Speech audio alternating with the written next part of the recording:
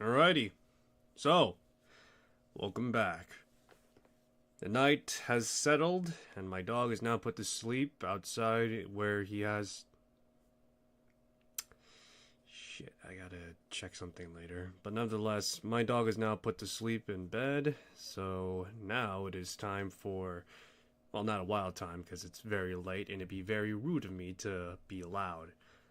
But it is time to, at the very least, delve into what the community has made for the S.T.A.L.K.E.R games. Now, to recount shortly as the type of stuff that is there. For the most part, let's talk about the free play mods that have came after Call of Pripyat.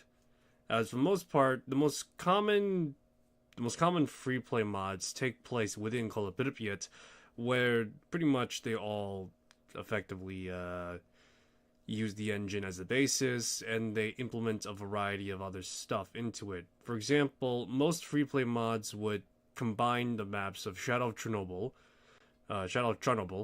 Clear Skies, and Call of Pripyat all into one consolidated large map, where you could pretty much travel to and back from these places. Allow me to at least get a catalog of the S.T.A.L.K.E.R free play mods that are available. There are old ones that come to mind. Call of Chernobyl is one of them. Call of the Zone, Road to the North, and Dead Air are one of the many stuff that are available right now. Let's see if we can break down them chronologically speaking. So,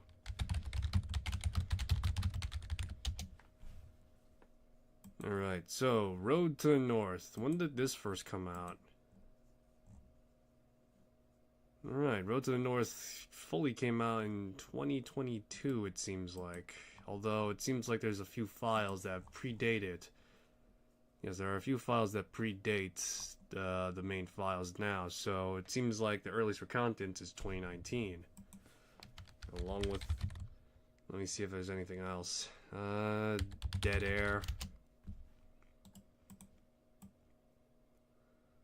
So we got Dead Air... Call of the Zone, and Call of Chernobyl.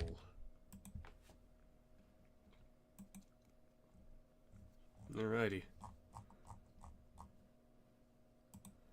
So I'm looking through some of these right now. A lot of these, the oldest one it seems like is the Dead Air. Yes, is Dead Air. And let me see. Oh no, my mistake. Call of Chernobyl is the oldest one to date thus far. Alright, yeah. So it seems as though Call of Chernobyl is the first of the free play mods to come out since, and it has served as the template and basis for a lot of free play mods. There are various other free play mods that have come out since. The aforementioned Road to the North, as well as Dead Air, are prominent examples.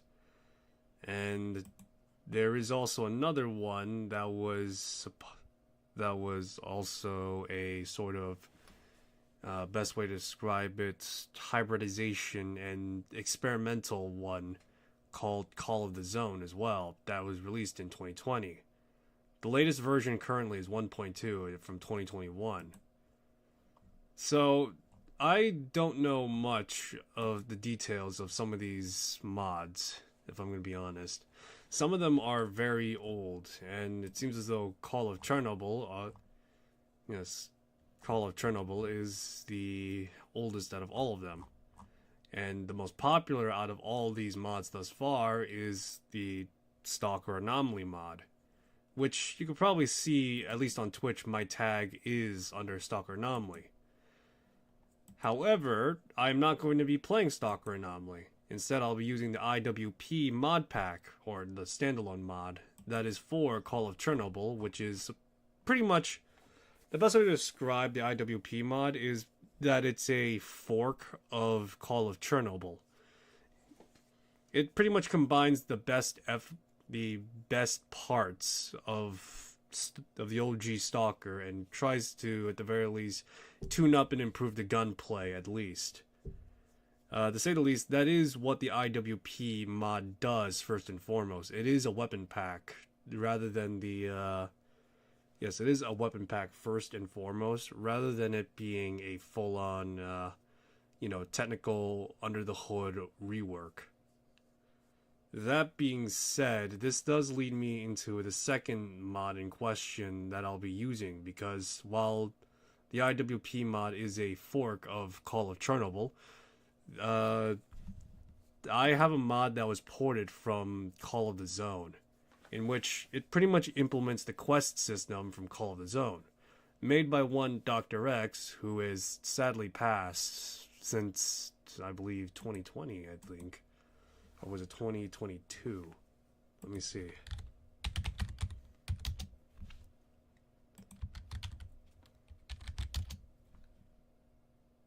Yes. So, yes. As of 2021, Dr. X has since passed of well, unknown cause, unfortunately. I don't think the details were revealed, and perhaps that's probably for the best. He was a good stalker. Anyhow, Call of the Zone was Dr. X's work, and thus far, it will no longer be maintained extensively. Perhaps some people will work on it, but in terms of work from the main developer, that is unlikely to happen. But someone is taking the efforts to port the quest system and A-Life functions from Call of the Zone to IWP, as well as this applies over to a few other free play mods as well. More particularly, I think S.T.A.L.K.E.R Anomaly, from what I remember playing, does have the Call of the Zone quest system implemented. However, bear in mind, S.T.A.L.K.E.R Anomaly is also mired with a variety of other things that bear it down. Heavy emphasis on survival and a great deal of just pain in the ass elements, to say the least. Like, for example, the weapon economy is shit, the ruble economy is shit, and everything about it is kind of sort of just a struggle to get by. Even for a first-time playthrough, or a veteran playthrough, I should say, it is still a hard-pressed work to get by. And so this is where IWP steps in, where Gamma steps in for, or Gamma, EFP, Escape from Pripyat, steps in for Anomaly. IWP stands in for, well, itself and Call of Chernobyl. And effectively, it's probably the best free play mod that exists for S.T.A.L.K.E.R, if anything. Now, I will say, if anyone is to play S.T.A.L.K.E.R, you should really start with the original trilogy of games. Because any mod, or any like free play mod you try and play, is not going to do it proper service, and even more so, it's going to bog it down with a variety of things that don't exist in the S.T.A.L.K.E.R games. Like, for example, hydration, sleep, the economy, as well as the loot economy, and such. It becomes a complete and total mess, effectively, because of it. And so, with that in mind, we are here. Yeah, so we're going to pick up where I last left off, because I'm not starting from scratch.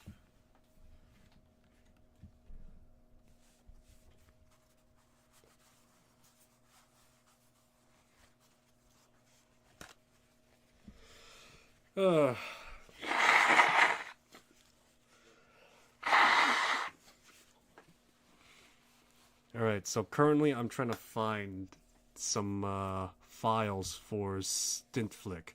However, I'm half tempted to just throw the towel in and not get the files for him. Yeah.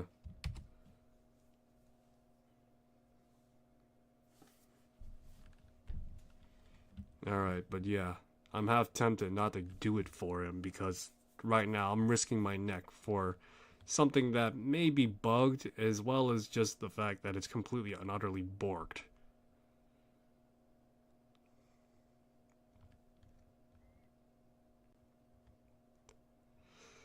Alrighty, here we go.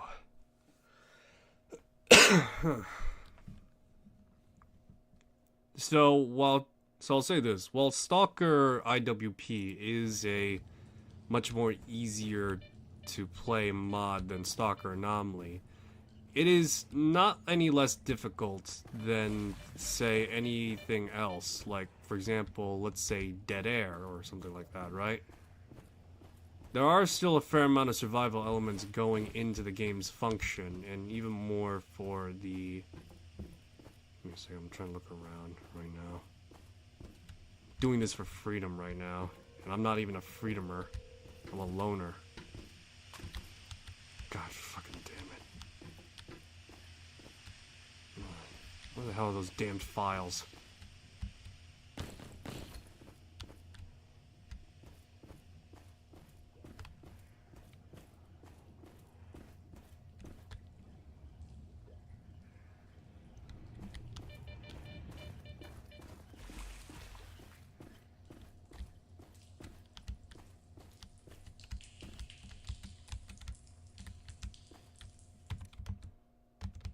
Nope.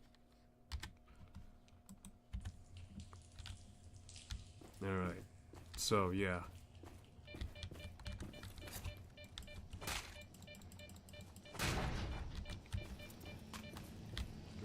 Where the fuck are those files?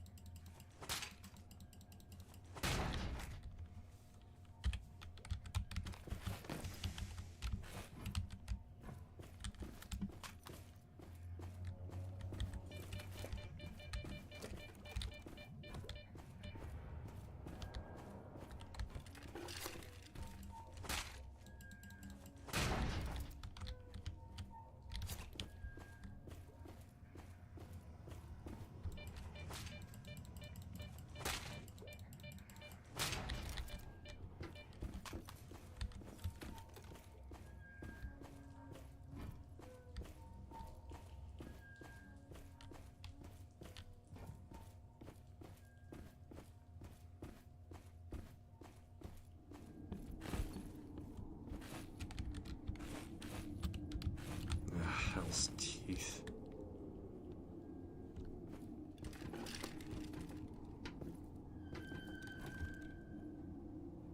I've checked high and low for those damned files, and I still can't seem to find them. I don't know where the fuck they are, but they aren't here.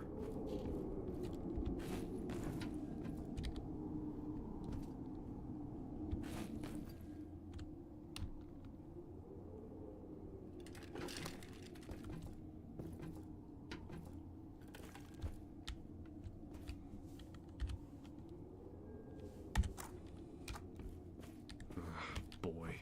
Yeah, this is great right now. Totally.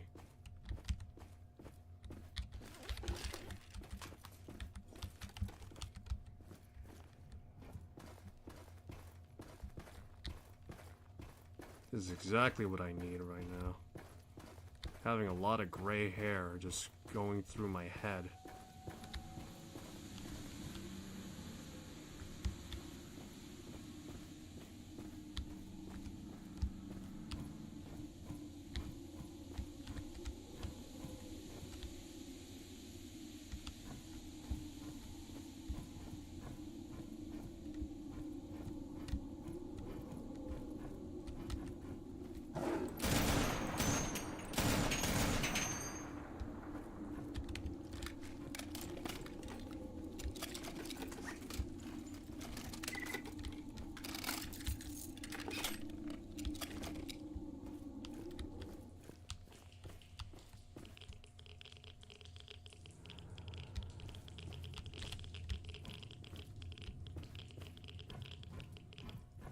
All this shit for fucking files.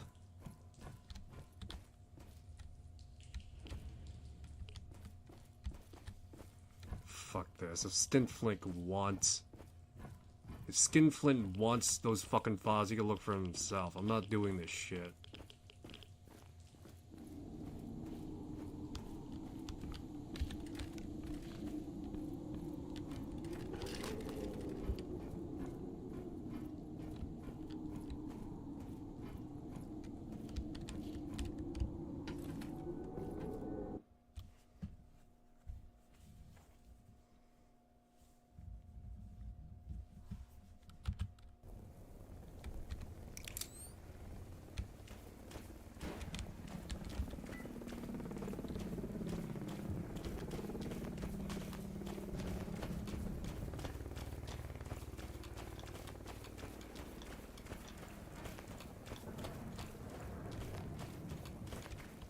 I'm trying to remember something real quick.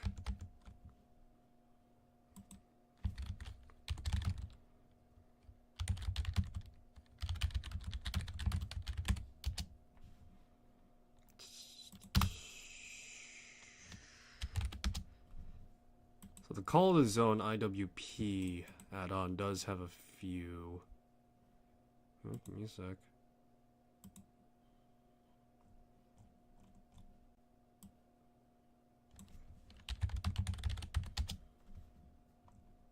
One moment. There is a few things attached to the IWP mod that's for Call of the Zone mechanics. Let me see here. Still in development. Does not require a new game.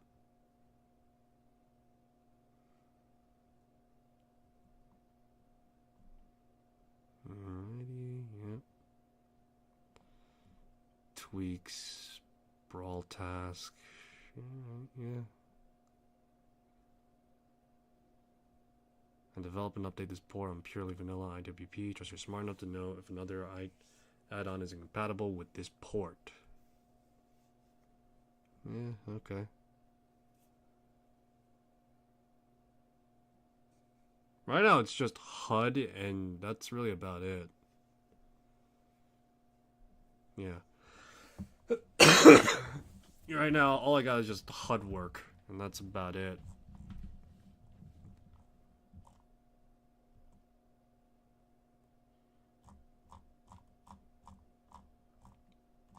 I know that there's like recommended settings for certain stuff.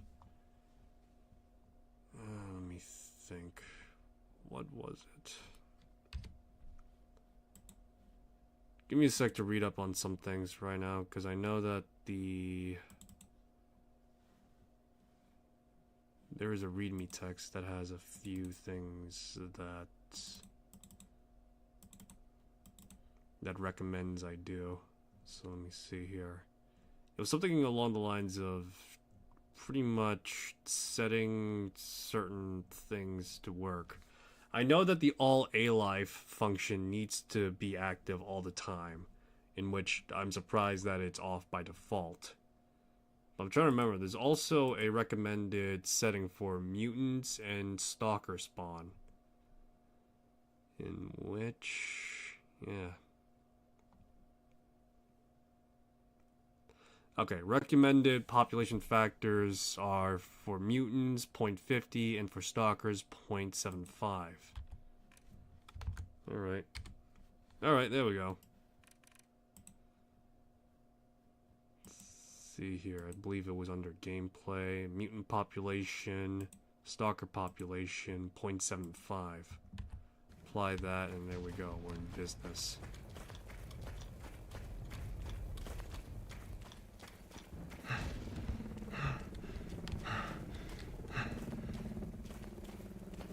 Right now, we're in military presence right now.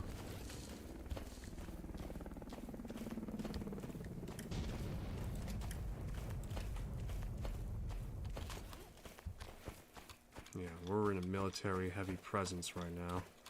With the fact that they have helicopters flying in and out of the nearby area.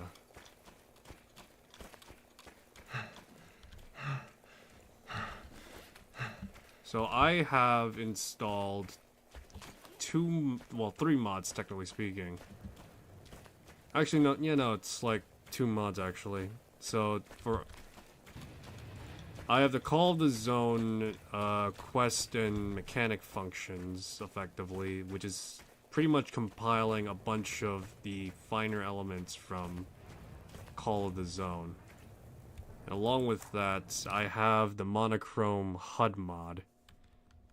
Yeah, just pretty much the monochrome HUD mod. I do not have any model mods, like HD models or anything like that, because I've played with the HD models for the longest time, and it's just not my thing anymore. Takes away the style, and along with that, it's just not that good. And it's not that good to look at anyway. Textures are muddy. The models are too high poly for what they're trying to be, and pretty much they conflict with the general world space right now.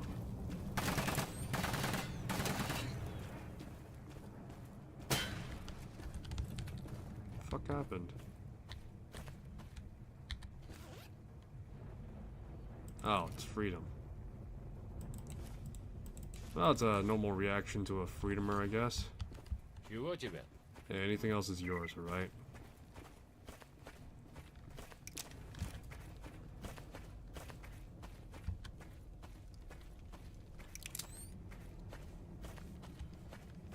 Alright, right now I'm concerned about having to deal with bloodsuckers right now.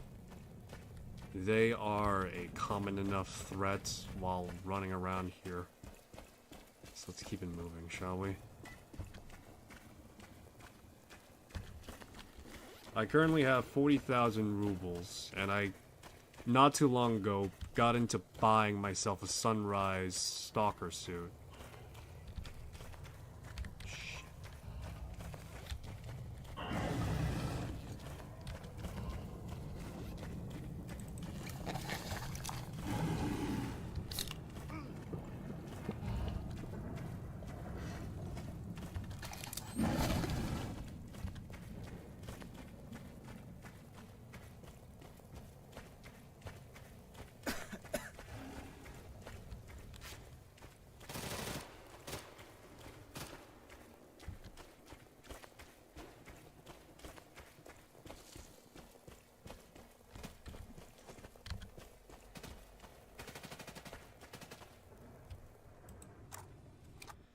Cheesedrip says, oh, hello again.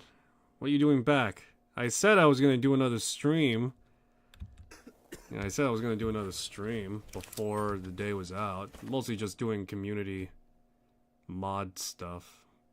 Oh, did the game crash? Nope. Alright. Alright, but yeah.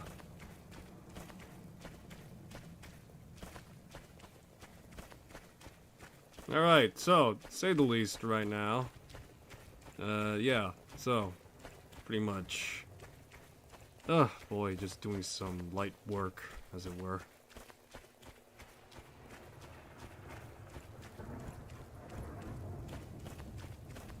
Alrighty. Funnily enough, the tactical compass mod, or the tactical compass you see on screen, as well as my legs, they are actually a part of, they are official optional support for what it is that this has, which is pretty cool, actually. The fact that, one, you have legs you could see in first person, and two, you have the option of using a compass and instead of using the in-game minimap, which the minimap is pretty good, I should remark. But yeah, the minimap is pretty good and is very accurate, and it does actually track a bunch of people in rank. Alright, let's see here. Cheesedrip asks a question about James Bond and if he was a D&D character.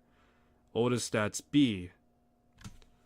So, alright, give me a sec. So James Bond as a D&D character, he would be obviously a human a variant human rogue. So that means he would have a, I believe that would be 15 charisma plus variant human starter. So that would mean he has the option to dip into dexterity and charisma.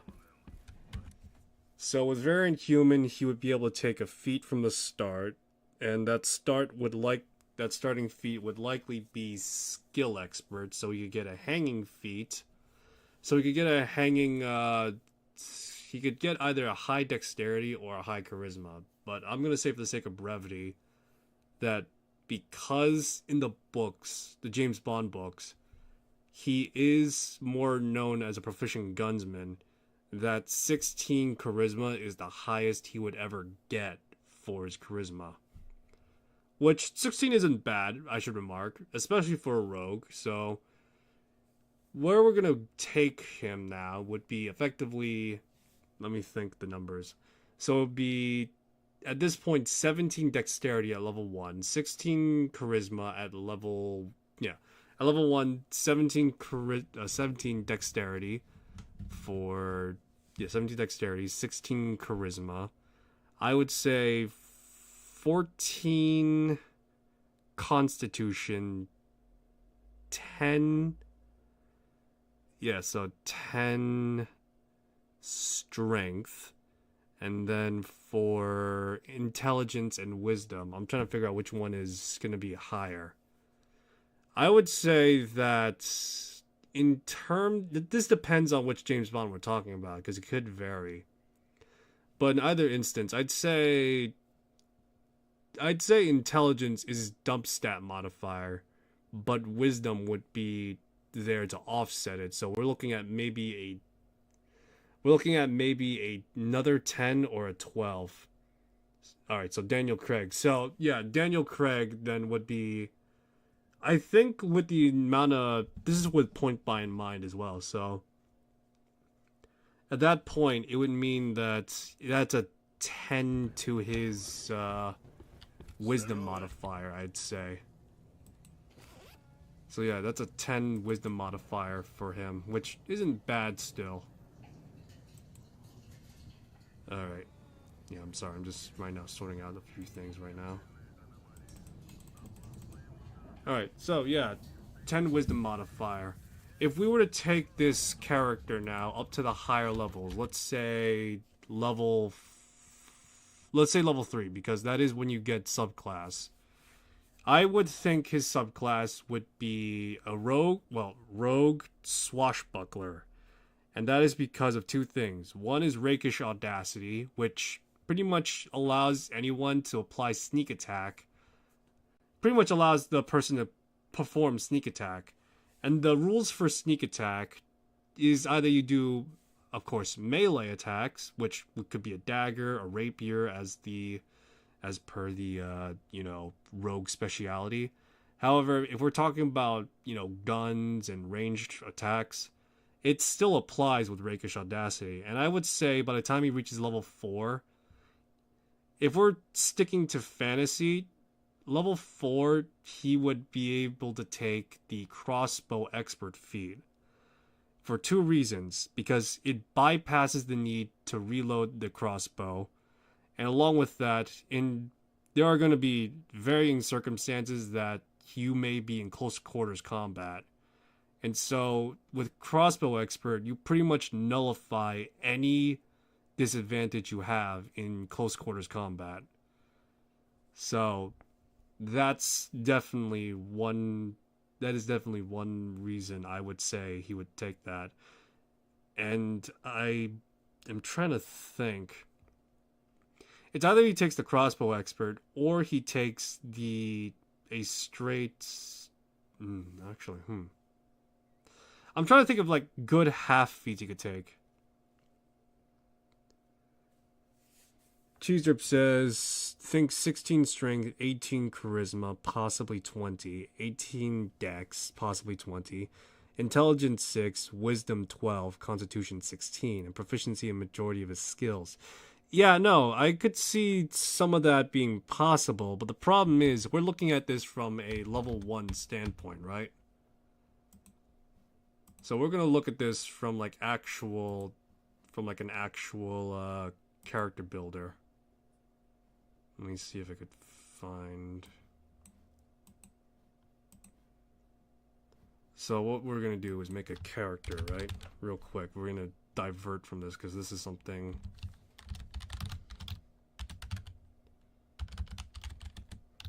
Alright, so this is an actual legit character builder for D&D.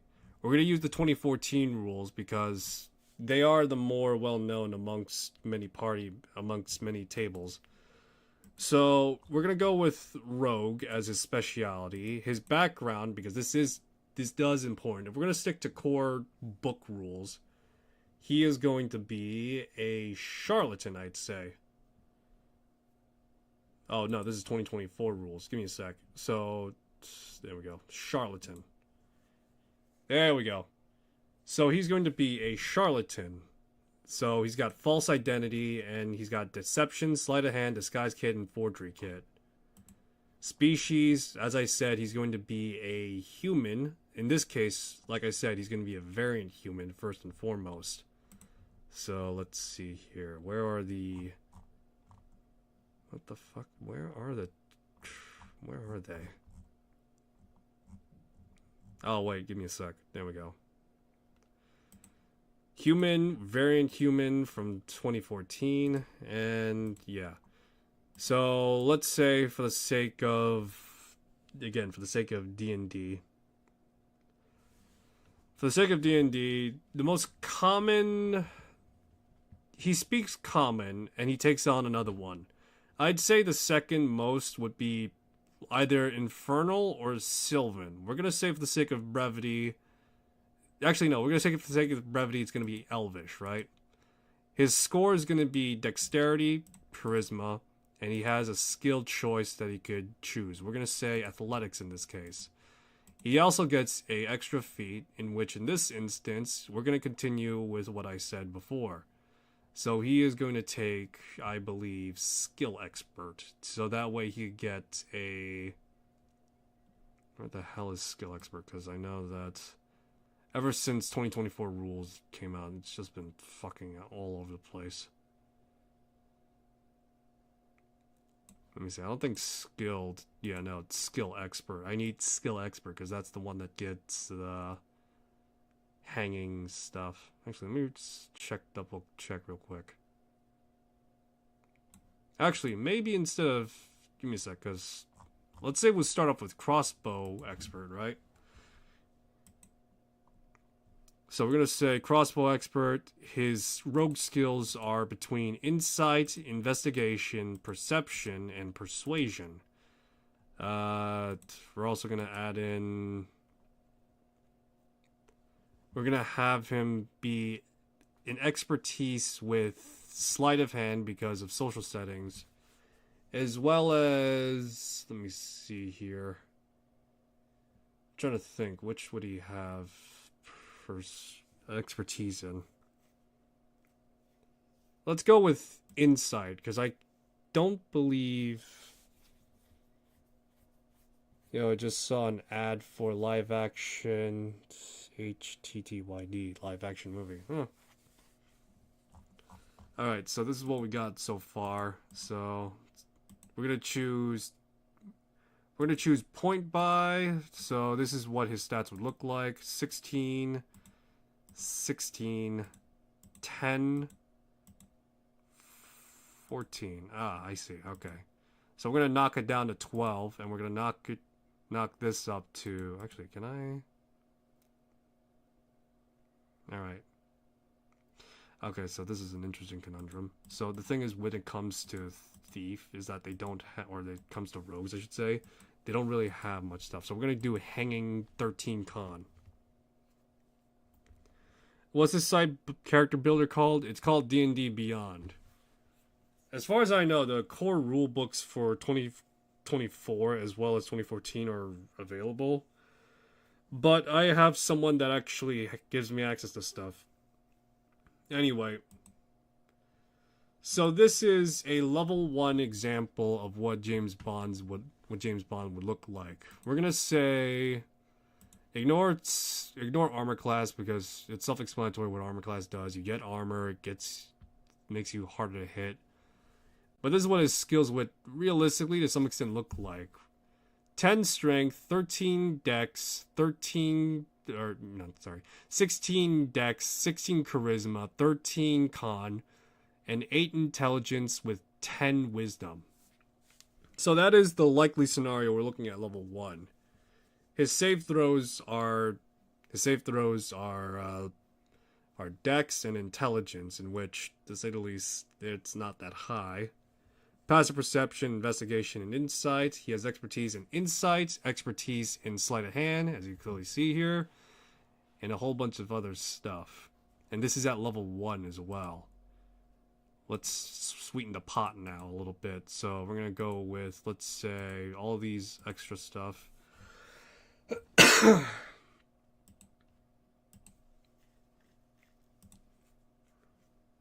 So at this point now, this is what a realistically speaking level 1 James Bond looks like to some extent.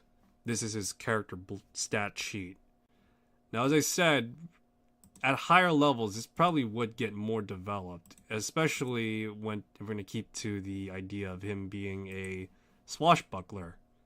Because, once more, swashbuckler has rakish audacity, and that applies sneak attack without the need of advantage. So yeah.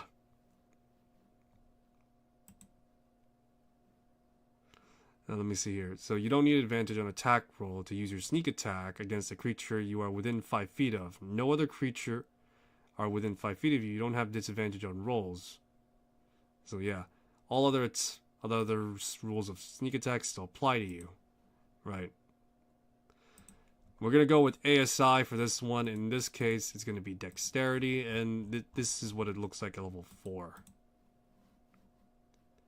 So with plus 4 dexterity, he has the ability to use crossbow. If I added, let's say, a crossbow, a heavy crossbow, let's say, because, you know, if you have a heavy crossbow, I think that's a martial weapon, but it's still going to be... Oh, no. Alright. Actually, no. Hand crossbow fits for the scenario as the stand-in for the Walter PPK. So with the hand crossbow, you'd be able to pull some stuff off with a plus 6 modifier and a plus 4 to hit dice. And so this is what it would look like. And bear in mind, your skills also grow as a whole, too. So you got all that. And because James Bond in this instance would be a swashbuckler, his initiative would go from what is effectively 3 to 4. It factors in charisma and adds it to it, so it becomes a 7 total. Now, I have never tried level 20, but because most games never go that high. So we're going to go sake for brevity, level 12. Because for the sake of brevity, we're going to go at level 12. We're going to have expertise in persuasion and perception. ASI, we're going to continue, let's say, dumping that up to levels to dexterity. However, this is just for, you know, brevity. We're going to say other feats that would fit the idea of James Bond would definitely be... it would possibly be alert in this instance. However, I also imagine a few other things too. Let me see. What would fit for James Bond? Piercer? Actually, that wouldn't be too bad. No, that wouldn't be bad, I guess. There is a gunner. I will say there is a gunner feat. However, this is not something that you call reliable. Unless your D&D Dungeon Master explicitly says that there are the use of firearms, I do not recommend you take Gunner because the likelihood of you using guns is slim. Not impossible, but it's slim because D&D is more or less focused on being a...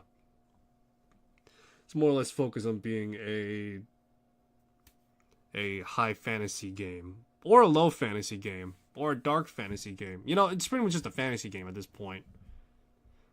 It's precision attack. I'm going to say that. And let's say trip attack. There we go. So this is... So level 12, 75 hit points. We're at level 20 dexterity.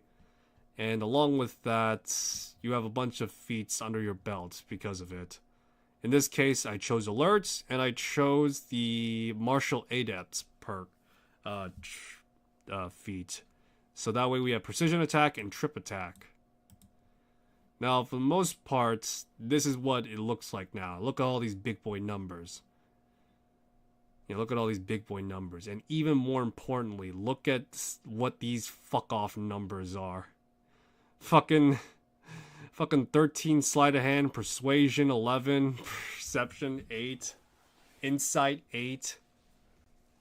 This is what his stats would look like, James Bond. This is what it would probably look like, I'd say. Cheeserp asked, what about Doctor, 10 or 11? In that instance, you're pretty much asking to play a sorcerer. Yeah, so in that instance, you're asking to play a sorcerer in that instance. So, if I'm not mistaken, there actually is a sorcerer subclass that actually has that. We're going to go with the Clockwork Soul Sorcerer. So you get sorcery at the beginning.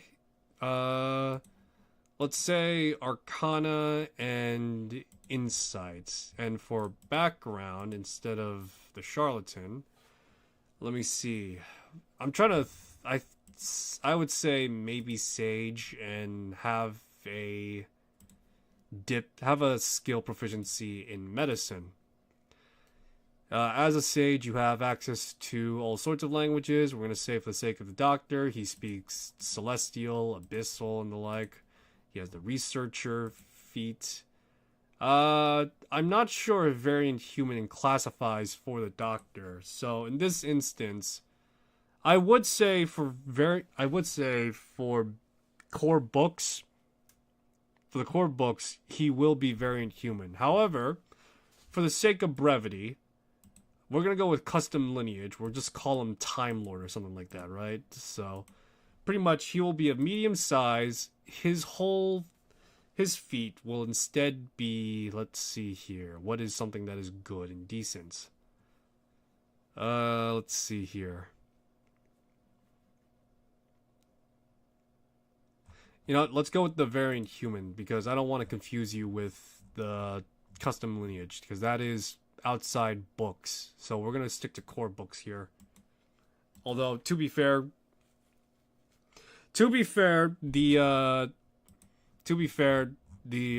Clockwork Sorcerer is also outside, but once more, we're going to keep things simple with the races. Yeah, with the racial stuff at the very least. So let's see here. We're going to go with human, Variant Human specifically, language, the Sylvan, let's say. Ability score modifier, in this case would be Charisma. Well, actually, hold on. It would be Intelligence, and it would be Charisma, because he is a sorcerer. We're going to say his skill proficiency is Investigation. In this case, his feat will be of choice. Let's see here. Alright, so in this case, I'm trying to think of a good feat, because for the most part, a lot of the feats here are not really that great, but let's say Keen Mind. You know the time exactly, you know which way is north always. So, the Doctor is not exactly what you call a physical character, natively speaking, so this is what I'm going to do. His charisma will be high, and along with that, his intelligence will also be high. So yes, this is what it will look like, statistically speaking. This is his stat block, I'd say. Savage Attacker, yeah. Yeah, I know, some of the feat names are crazy, but anyway, focusing on...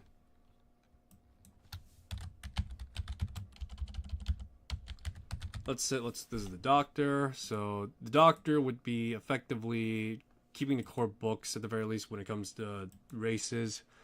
He would be Variant Human. I would say Custom Lineage would fit this build well, because you get a +2 to you get a +2 modifier, instead of a divided 1 and 1. But yeah, this is what his stat block would look like. And give me a sec to remove a few stuff, because, yeah. Alright, so this is what his stat block would look like. In terms of physicality, he's not that great. Constitution, he's barely making it. In terms of wisdom, he's kind of meh a little bit, you know? In terms of dexterity, he gets enough to, at the very least, hold out. However, his charisma is high, which is the most important part, in which, you know, you have spell casting and all this other stuff. Now, once more, we're gonna... I think at this point, we could probably just go straight to level 12 at this point. So, meta magic. There's, like, all sorts of stuff you can do with meta magic. So, we're gonna say twinned, careful, and subtle. And in this instance, we're just gonna go with, let me think, for feats. There's not many half feats for intelligence, is there?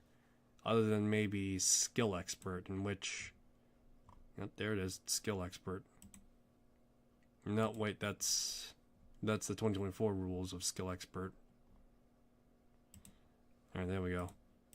So, skill expert, we're gonna go in for intelligence in this instance, because to fulfill the 17, we're gonna go with nature, and we're gonna go with expertise in history, because history, because why not? In this instance, we're gonna go with ASI. We're gonna improve charisma, so that way it's an 18 in that instance. And then in this point, we're gonna go with Warcaster. Yes, because we're gonna go with Warcaster because you get, I think, advantage with maintaining. Yeah, you get advantage on Constitution save.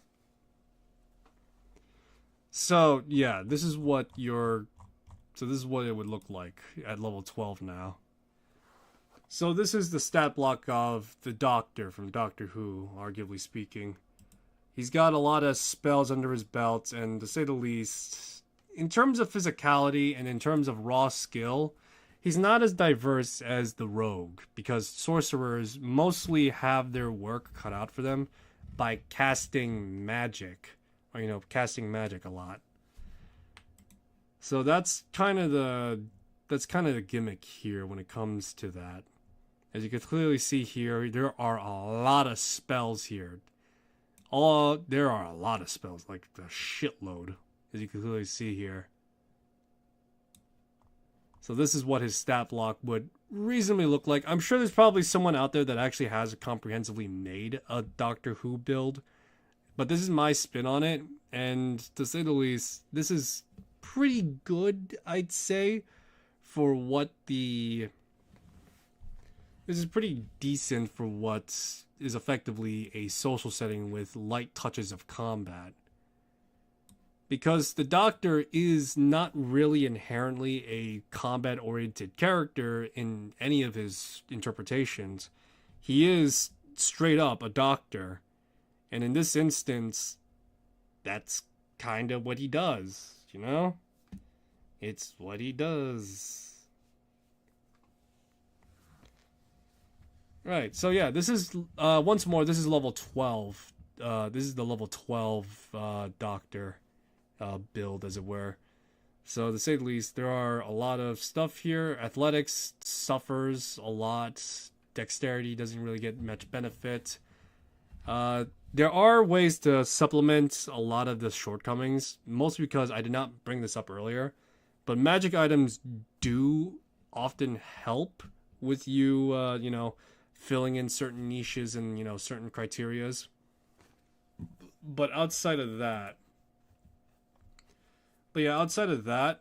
pretty much these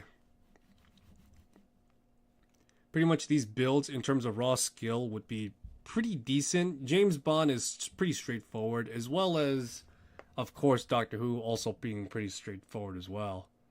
So to say the least, yeah. And for the record, this is what my character sheet looks like for some of my characters. This is for an Adventure Leagues game, respectively. I do not have high perception, investigation, insight because Adventure League games are often combat oriented. So there's that.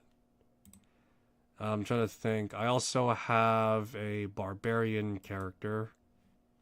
Yeah, I also have a barbarian character. So this is what she looks like. In terms of physicality and in terms of min-maxing, she's not that great. The most hilarious part is the fact that she uses unarmed strike like crazy. Yeah, interesting. Cheeser says interesting. What's my favorite class? If I were to point to, at the very least, I have like 3 favorite classes right now, I'd say. First one would be easily the fighter battlemaster. Or the fight. Let's just go with classes straight up.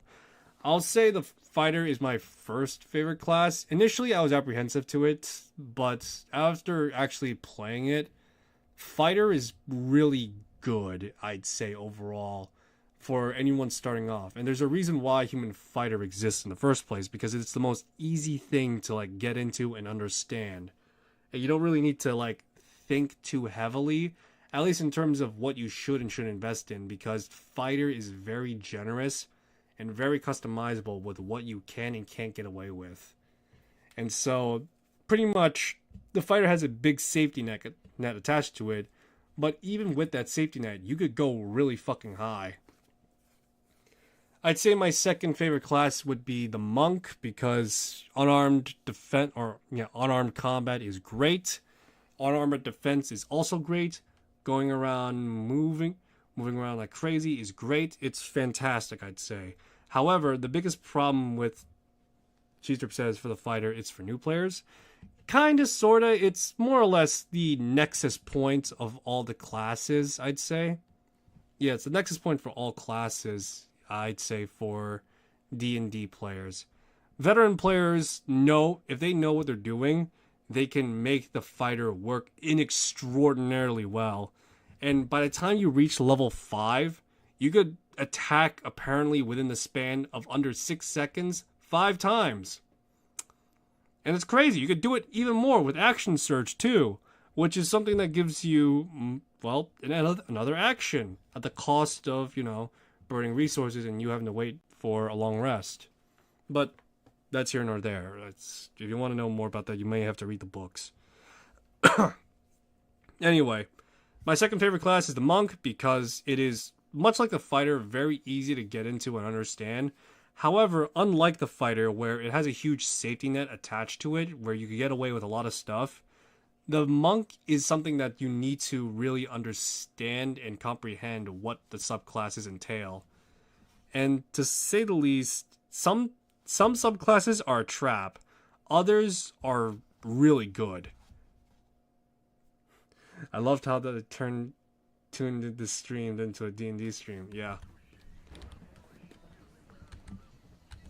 Alright, but yeah, I'd say that the monk is my second favorite class out of all the classes. Mostly due to the fact that knowing what to do, you can make it a very potent and powerful class to pretty much play with. However, there are a lot of pitfalls and there are a lot of pitfalls you could easily fall into depending on how you build up your character, to say the least.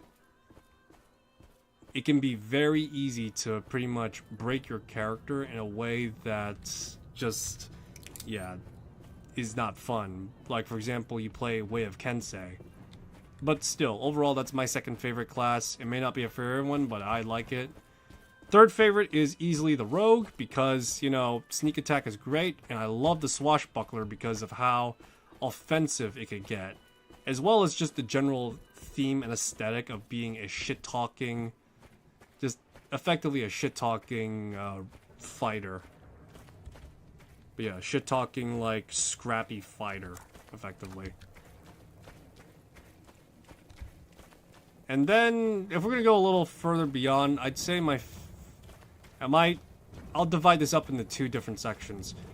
My 4th and 5th favorites martial classes, melee classes effectively, are the Paladin and the Barbarian. Paladins because of Smite and the whole holy pious warrior aesthetic, and the Barbarian for the raw rough and tumble, rage-fueled combatant.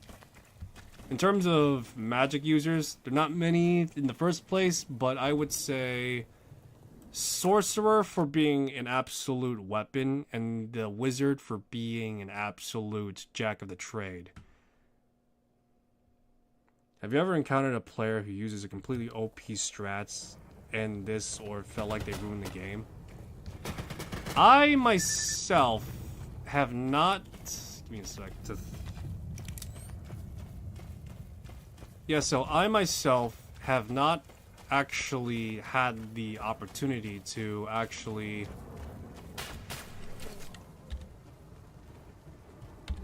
I've not had that distinction or honor to have a for lack of a better word, a problem player appear on the table yet. There is one story I can think of off the top of my head that effectively. Give me a sec. One moment, because I know that there's like one guy out there.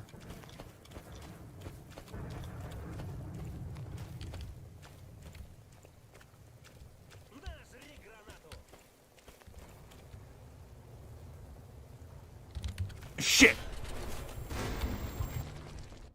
Alright, but yeah, I have not had that distinction of having a problem player on any of the tables I've ever played. However, I've had instances where, to some extent, players have been a problem to some extent. I believe I mentioned this story once, or maybe twice. But effectively, there was one player when me and a few other people in a Discord server were, gathering around and, starting to play. All of us agreed at a certain time when we come by and, when we start the game. And when this one player didn't come by, and we kept on pinging this player over and over and over to like, hey, where you at? We're gonna start soon. As soon as we, at the very least get by the first 10 minutes, the player literally messages like, okay, I'll get on soon. And then he just afterwards, just like, oh, you guys started.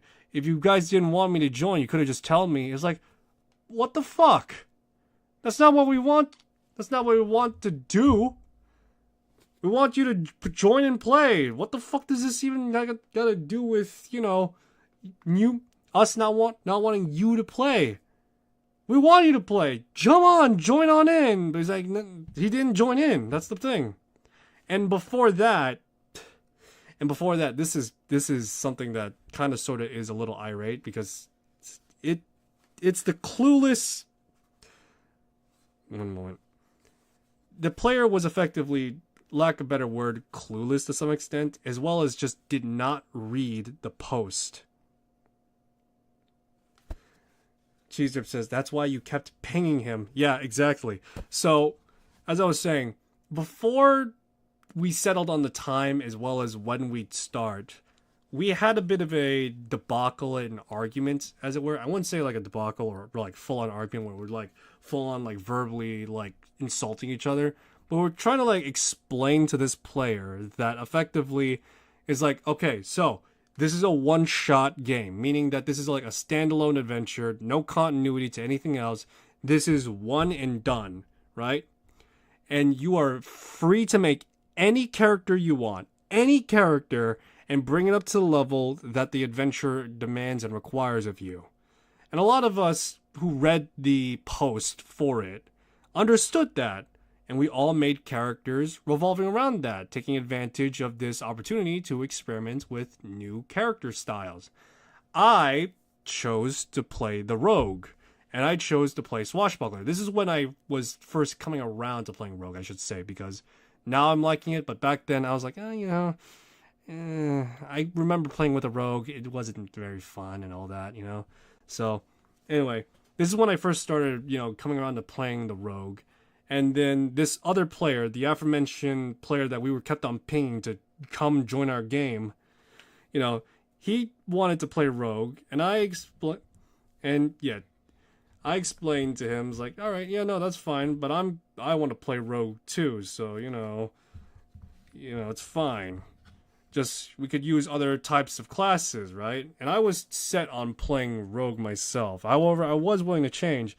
However, the player in question was very adamant on playing an Adventure League rogue. And for sheer context, Adventure League is effectively, you know, a quote unquote continuity playthrough where you have to keep like a log sheet and all this other stuff to make sure you have like paperwork so you can play in other tables in a community. In this case, I play in the Discord server, as I said, so that's just basic context. Anyway, this one player was very adamant on using an AL character, even though we explained to them multiple times after the fact. I was like, look, you don't have to play just the rogue. You know, you could play the fighter, you could play the cleric, you could play the warlock, the sorcerer, the wizard, the barbarian, the monk, the artificer, any class to your heart's content, because this is a one and done campaign. But the guy was very adamant on playing the rogue. He's like, no, I want to play the rogue because it's the only Adventure League's character I have available. It's like, and I explained, and as well as other people, at the very least, other people that were in the game or readying up for the game, explained, you don't need to use that character specifically because you could make another character, bring it up to that level, and play that character. This is not going to be going down on any record because this is a one and done game. And that's it. So, yeah, no, that is the third time I told this story, actually. But yeah, no, that is the one time I had to deal with, I wouldn't say, again, a problem player, you know, in the sense of like, you know, being disruptive at the table or something like that. But yeah. But yeah, no, you know, this guy, he wasn't, you know, a problem player in the more traditional sense of being like a disruption to the table or anything like that, or, you know, like making terrible remarks. But it was one of those instances where it's like, did you read the posting and did you, you know, do you know what you're going into type of thing, you know? It's like, so yeah, that's the only story I could think of off the top of my head. Cheese Drip says, that's it, I'm making a new sandwich class. I'm now a fucking sandwich. All max stats, infinite defense, infinite everything. Oh, jeez. Good luck trying to find a dungeon master to accept that. Fucking hell. Oh, jeez.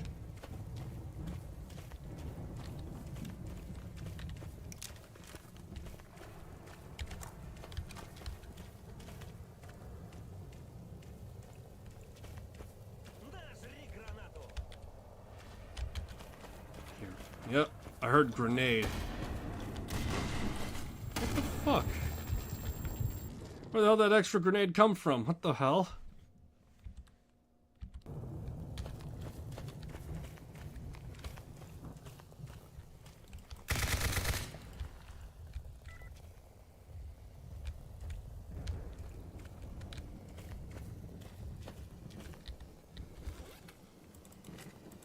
Oh, jeez. This is a bad look right now. This is a real bad look right now. Shit.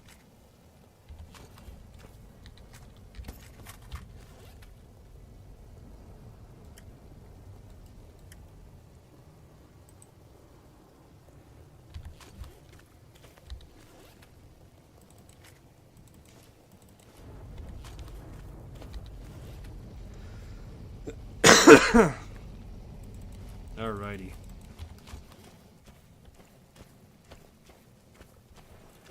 God, it was just one dude from the military that just fucking grenaded me a lot. God. It's awful. I'm gonna tell Skinflint to fucking stuff his quest. Can't find those damned files anywhere.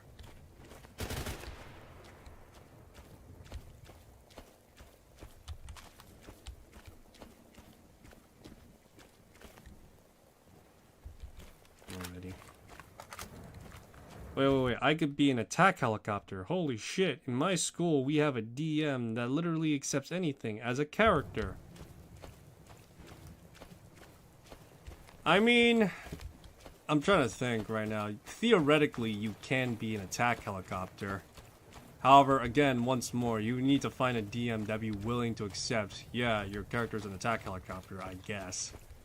At that point, you're asking to play a Warforged, which is effectively a robot race character, and just pretty much, you know, go off of that.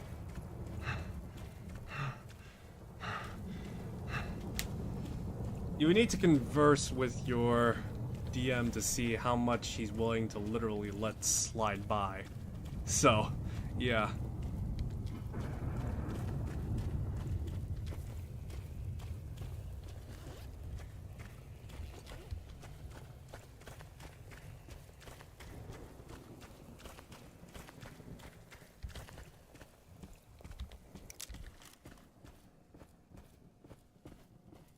Эй, сталкер, с чем пожаловал?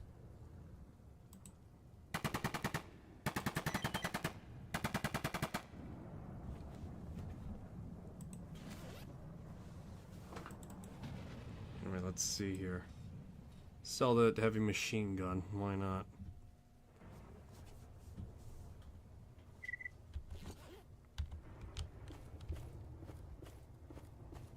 Talk with Professor Herman in Jupiter. My next location. Yeah, I got a question. How the hell am I gonna get to Jupiter?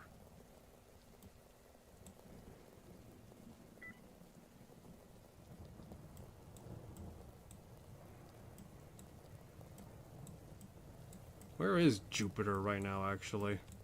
Let's see here. Dark Valley, Truck Cemetery, Yantar, Dead City, Army Warehouse. This is where I'm at right now. Oh, okay. May as well do Nimble's quest. Let's see here. Red Forest, Lamansk, and Jupiter.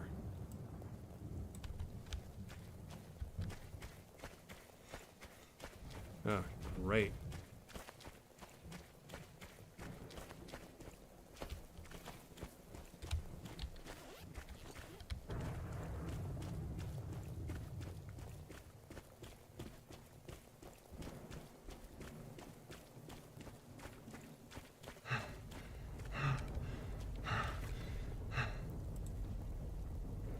Let me see here.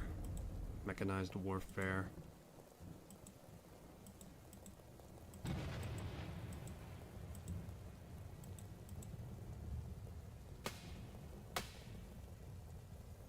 Yantar and radar will be much easier to travel through after said side fields are disabled.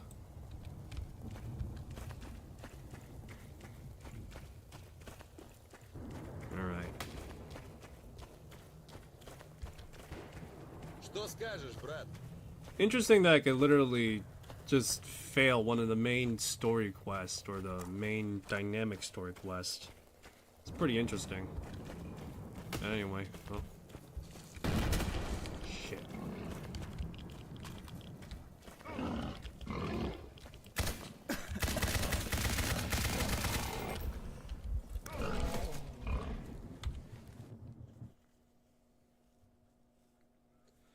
Ugh, jeez.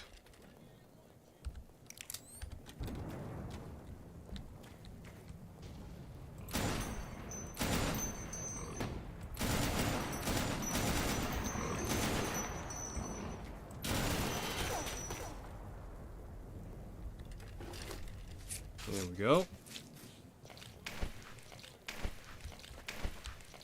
Got some chops. Nice.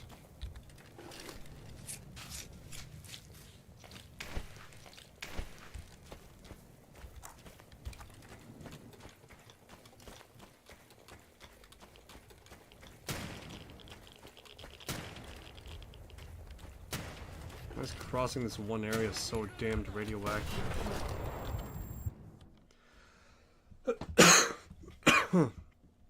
Alright, that's it. I'm not fucking sticking around in 9 right now. It's awful.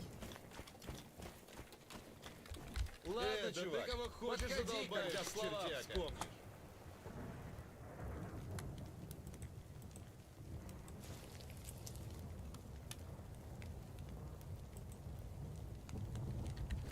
Yeah, I got cooked boar.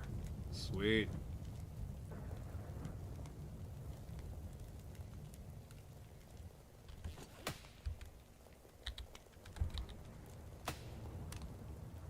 What the hell are you pointing at me for? Point at something else, soldier boy.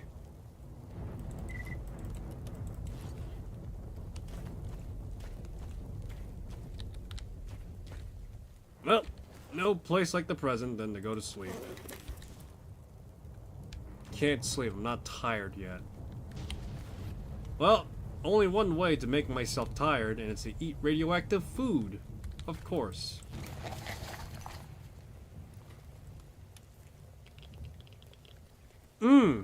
That's some good radiation right there.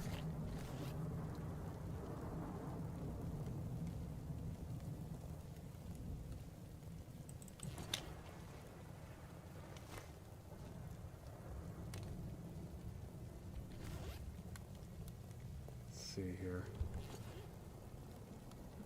Ugh, jeez, my character is not tired. Great.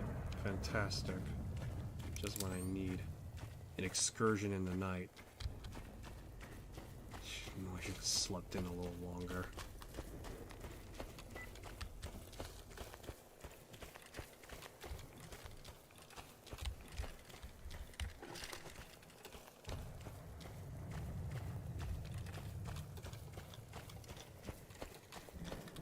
I think up ahead it is supposed to be monolith territory right now.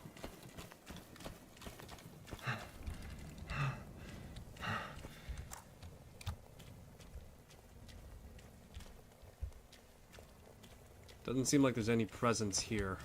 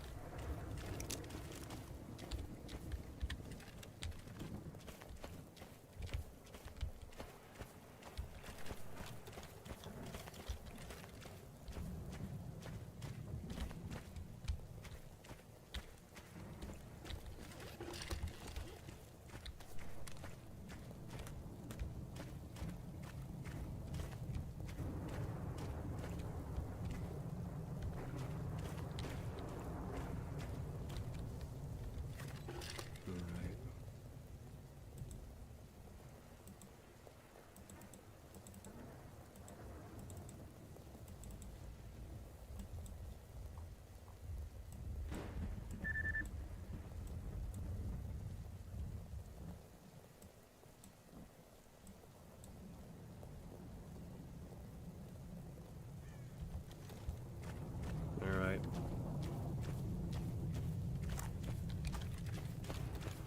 Ugh, boy. Alright, we're gonna have to cut through the red forest.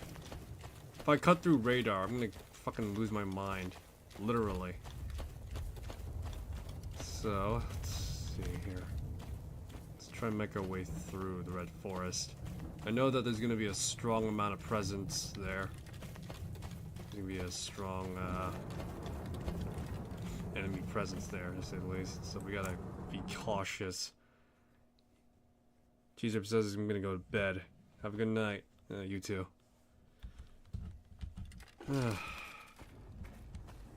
I'm the Lorax. I speak for the trees. And yet all of these trees are speaking Vietnamese.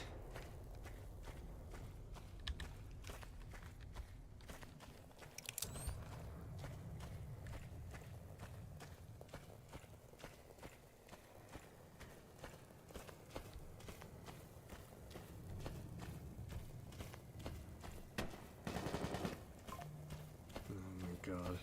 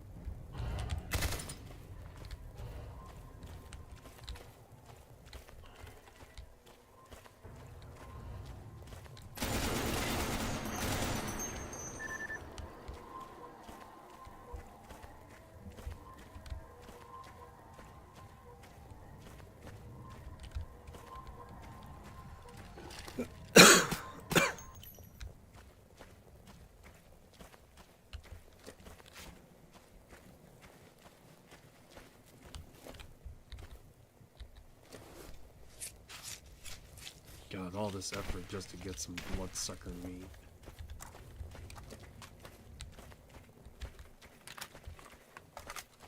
Alright, let me see here.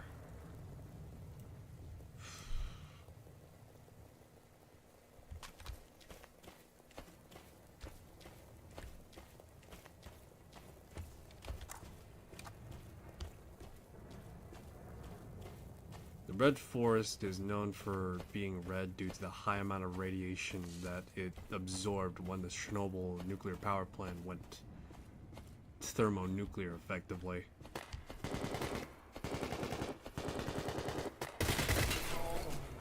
Yeah, great.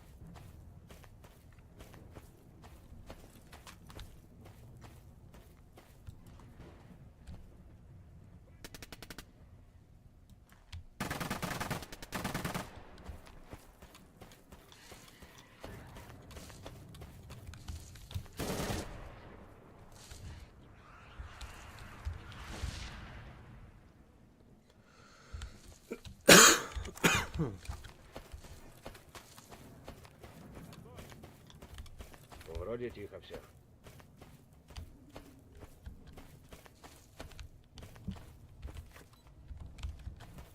Alright, excellent. We managed to cut through and not die horribly. Ugh, boy. All this effort just to get away from radar. Shit.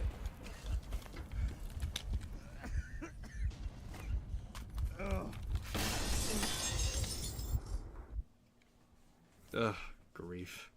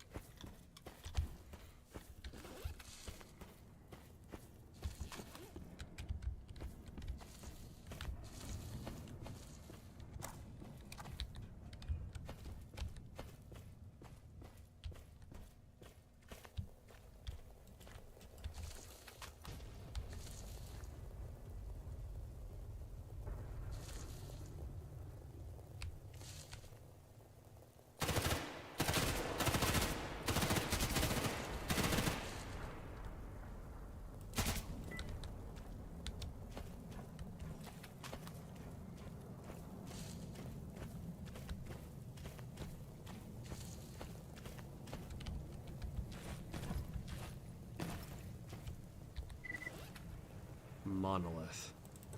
Look at that. 57 P90. Excellent.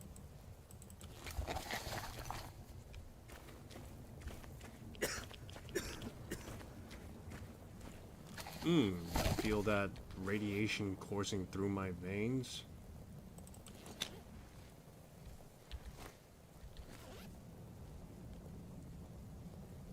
I have like so much water in my back pocket. What the fuck?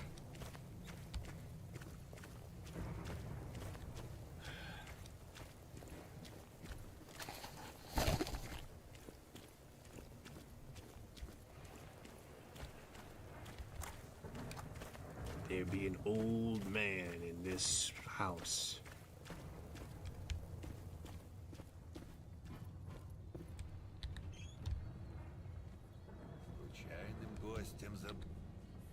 To what do I owe this pleasure? Who are you? I am the forester. Been here a long time. So my whole life living next to this forest. I'm old. At my age, you grow attached to a place of your residence, no matter what it is. I refused to be evacuated after the accident at the power plant. I survived the appearance of the zone. I remember a flash on the horizon. Many folk died that day, but the zone spared me, you see. Not only that, they gave me a gift. I used to be able to, what? Find the path in the forest, but now I can find safe ways of navigating through the deadliest anomaly fields. Stalkers envy me, but I can't say I'm all that happy about my gift. You must understand that everything comes at a price. Someday the zone will take payment for my gift. Tell me about the Red Forest. It used to be a wildlife reserve, and I was a local forester, protected the forest and its animals from poachers. Now the zone protects itself, and it does so well that people travel miles out of it to avoid it. If a stranger sets his foot in the forest, he's good as dead. A man walks into the mist, sucked off to nowhere. You'll find yourself walking right behind him and not know how he met his end. Tell me about the zone. Alrighty. Alright, so that's Forrester, a character from Pripyat. Alrighty, let's try and get out of here now, shall we?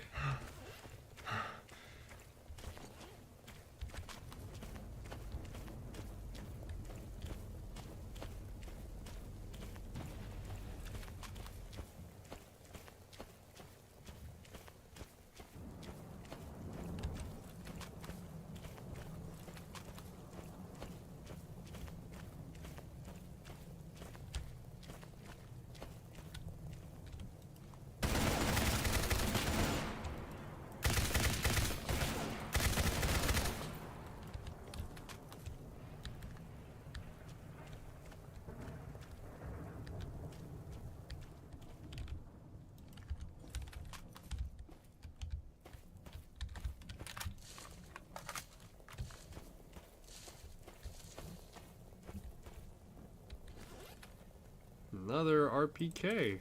Great.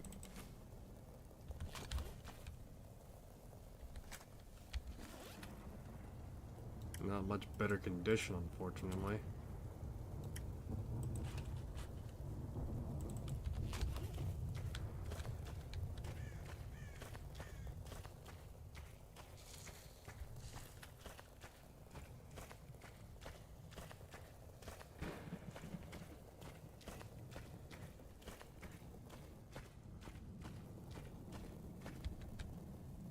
Alright, into Jupiter now. So the Red Forest is from Clear Sky, if I'm not mistaken, and Jupiter is from shit.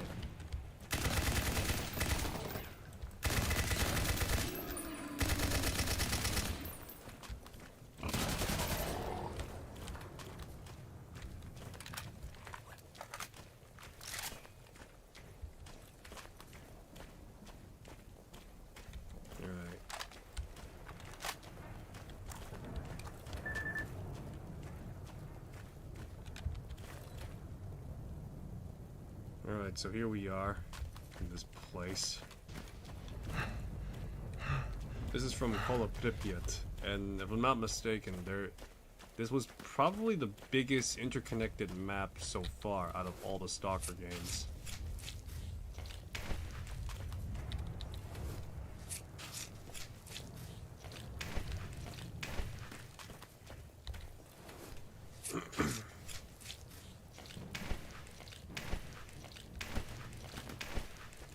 Yeah, out of all the Stalker games, I'd probably say Call of Pripyat had a big one that was interconnected between the city of Pripyat itself as well as the outskirts of it too.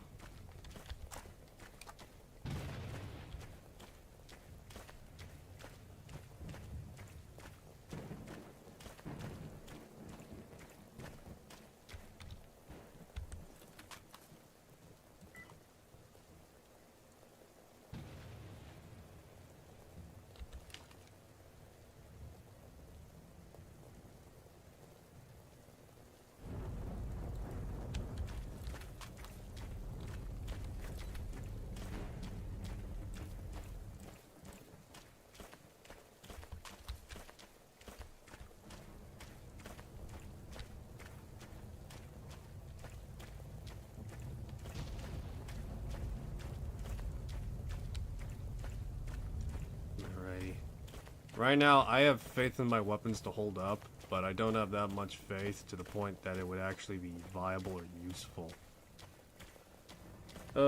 Besides, I'm running low on ammo again, but I still got like a shitload of other ammo too. At least this time around, the PKM is actually useful because it's a big fuck-off bullet.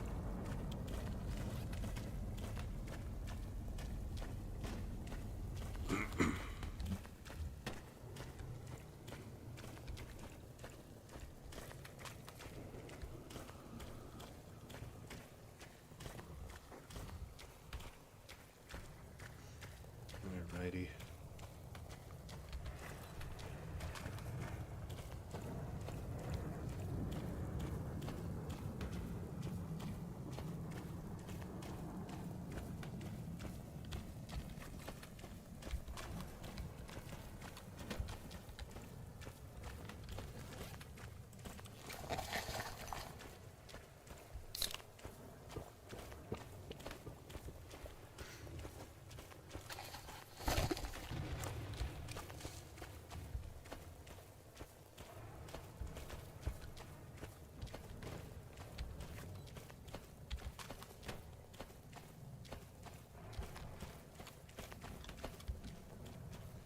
So I actually modded the S.T.A.L.K.E.R IWP to actually match S.T.A.L.K.E.R 2 from what screenshots I was able to find.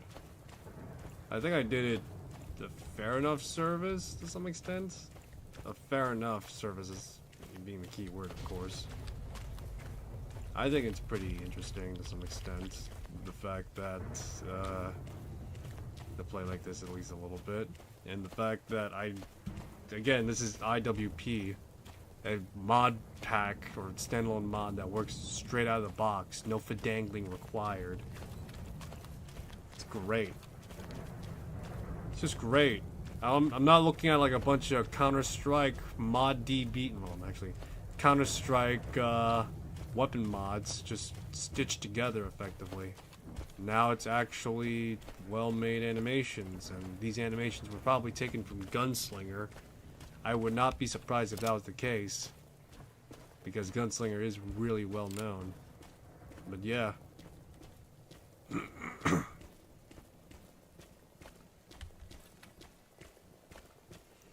Ugh, safe harbor at last.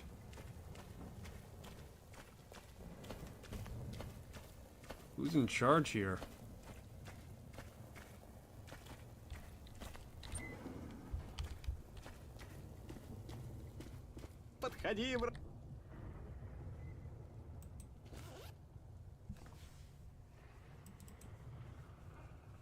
Let's see here. I need some good stuff.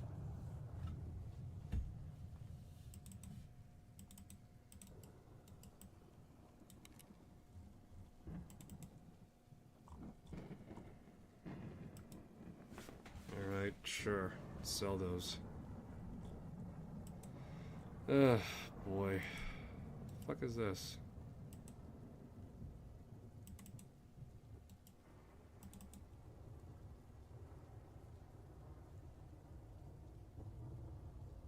Okay.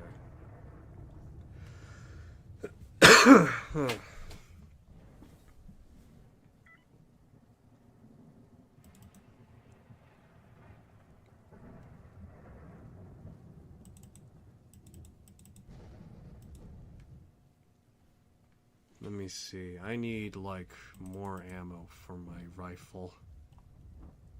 God, I'm paying full primo prices for this shit, man.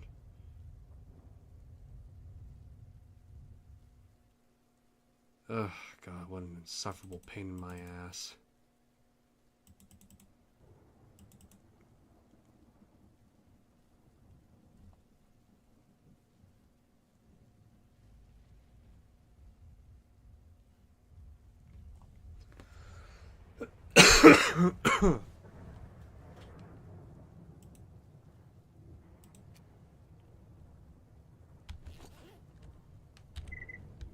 Покедова!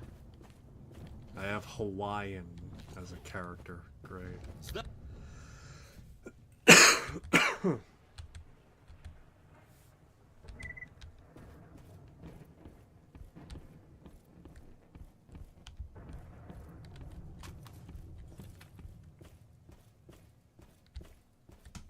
Great. All I got right now is like 3 magazines worth of fucking ammo. And a gun that barely freaking works. That being my PKM, and it has the most ammo out of all the weapons I have. It's great.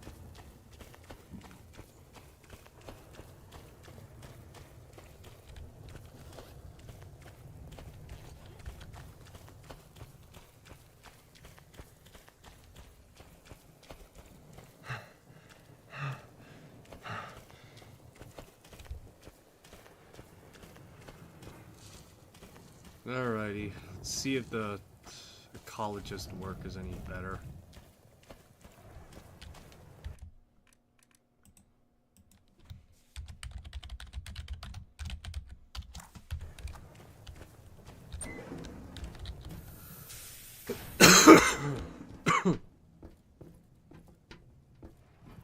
Привет! Удачи тебе! Здравствуйте. Всегда рад видеть нового человека в нашем бункере. I've come to see you, Dr. Herman. One of my scientists is missing. Went on a research expedition and... Alright.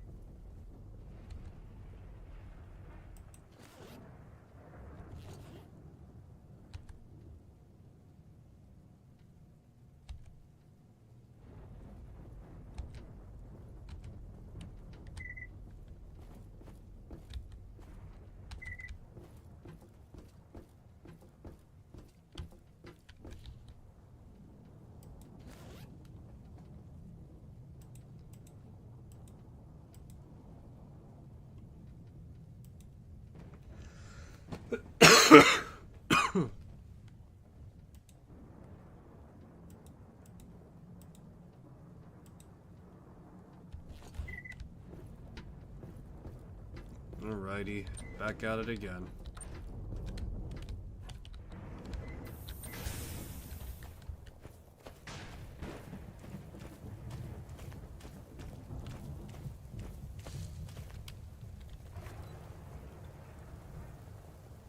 Where the hell did this guy go? Mansk.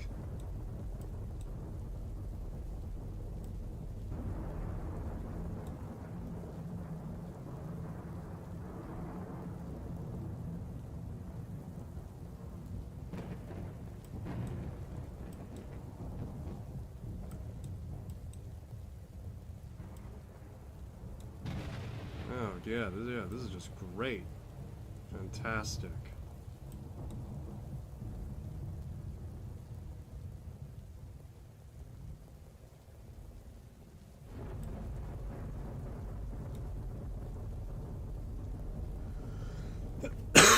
Alright, I see.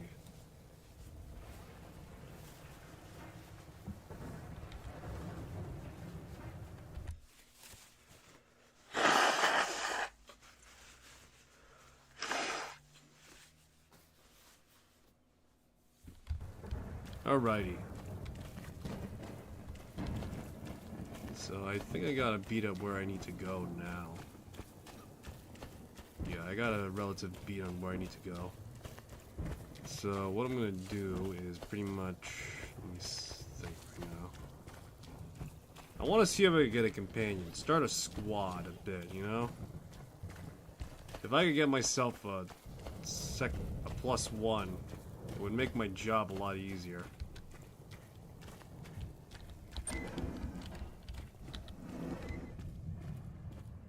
Плохо!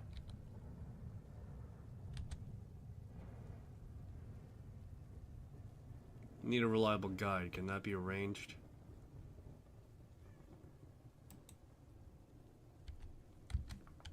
Alright, let me think right now.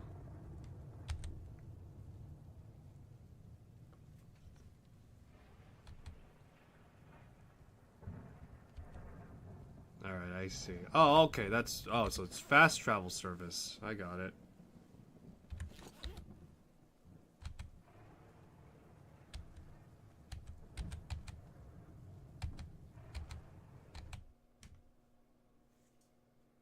Alright, yeah, okay, I see.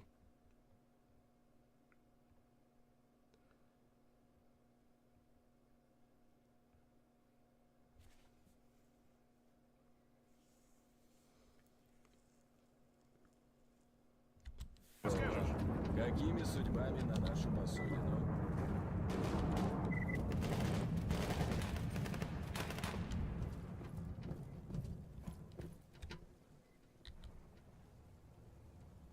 Any work to be done?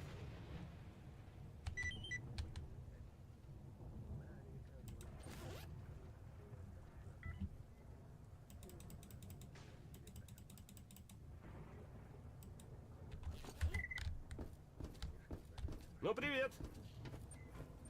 Howdy ho!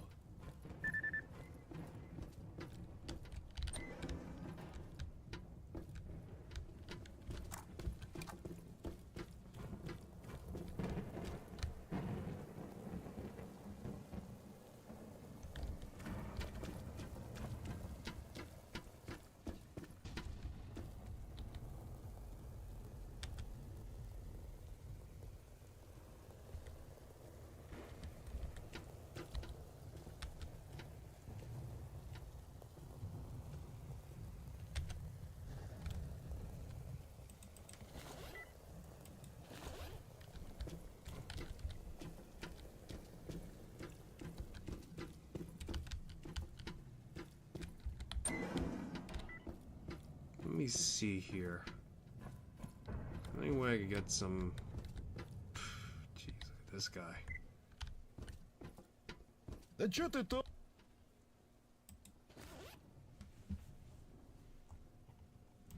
What's this?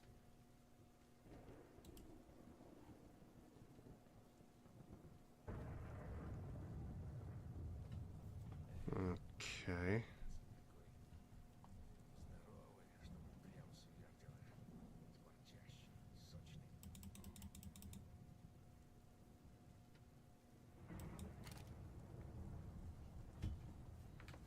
Oh, this prick just pretty much highway robbery'd my ass. Alright. Давай, давай, не задерживайся. Hey Doc, I got like a bunch of stuff in my back pocket. You mind taking it off my Ну, hands? что расскажешь? Oh boy. I want to get some fucking hirelings, man. What the fuck?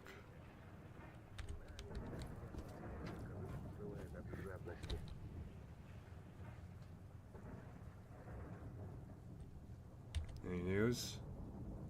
Howlings on Savas is always looking for something to buy or sell. Alright.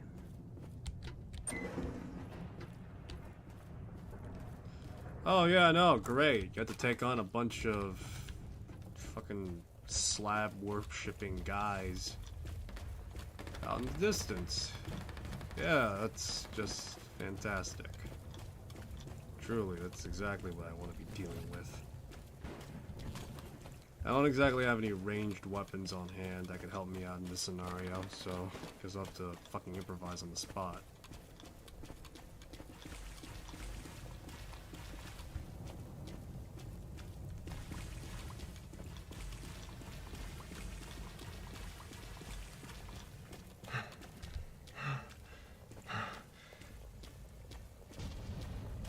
You know, I've been thinking about what my character's motivation was to be. But yeah, I debated it a little bit. I figured, you know, every person that goes into the zone must have a reason why they're here or not, you know? So what's my character's reason?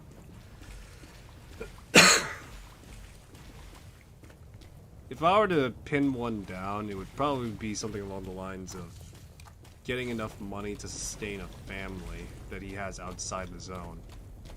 Or at the very least, sustain a person he considers family outside the zone. However, in that instance, it is very tricky for him to maintain.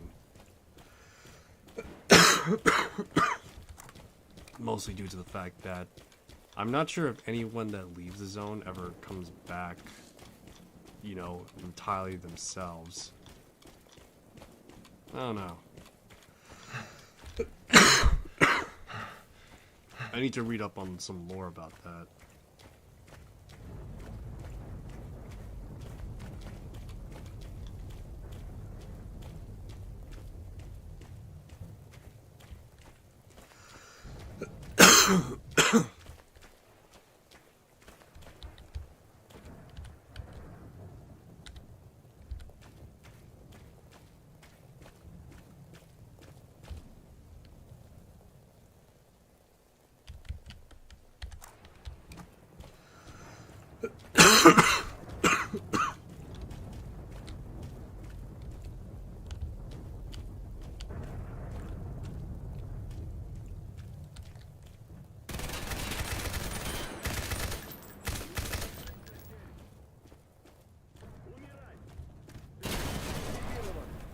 Ugh, jeez. They're all holed up in that building right there.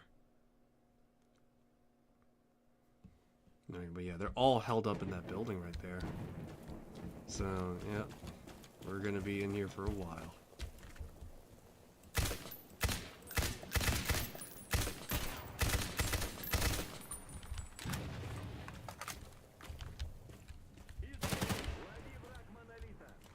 Oh boy. Did they just throw a grenade in there? Yeah, that's a... Shit! Bad throw! Bad throw!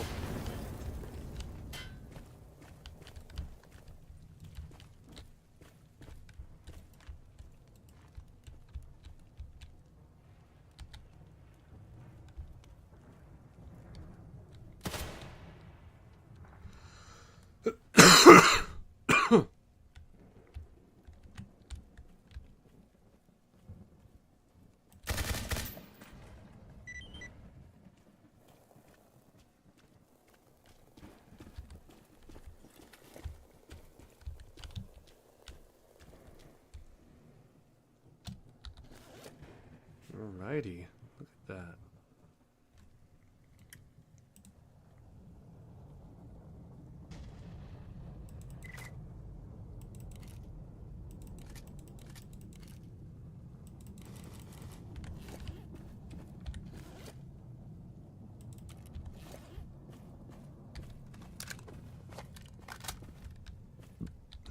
I lucked out the fact that these guys were idiotic enough to throw a grenade in close quarters proximity.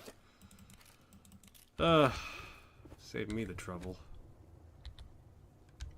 This dipshit had a fucking grenade launcher.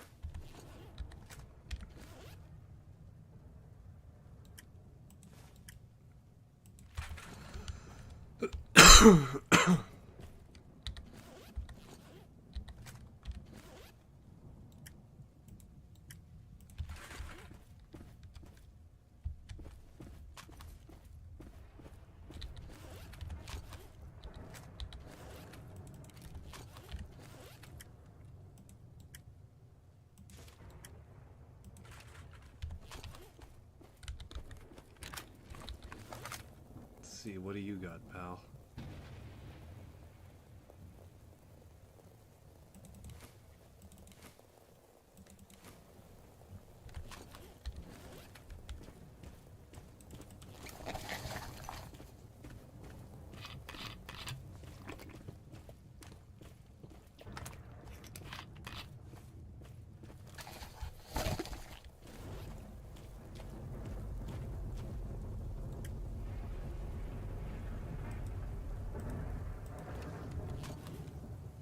Just got like a bunch of water bottles down. Right.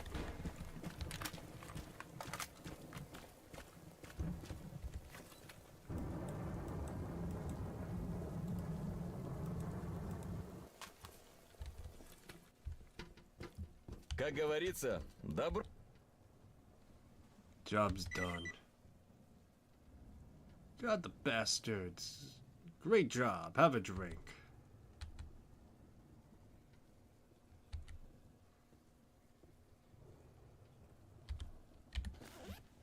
Let's see, I got slug.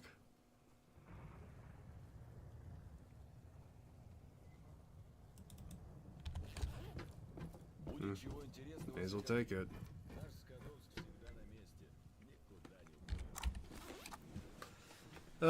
Alrighty, let's see here. New pistol.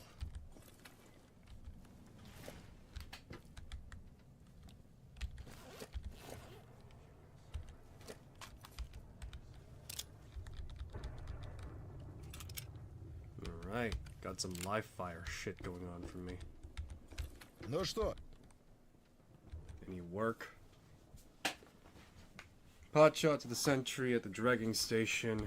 Sure, I'll do it. You need more ammo though. Hint, hint.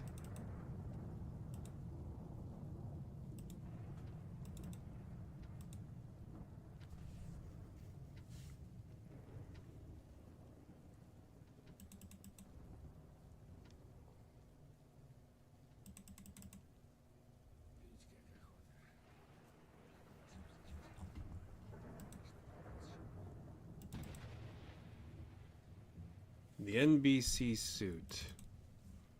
Alrighty.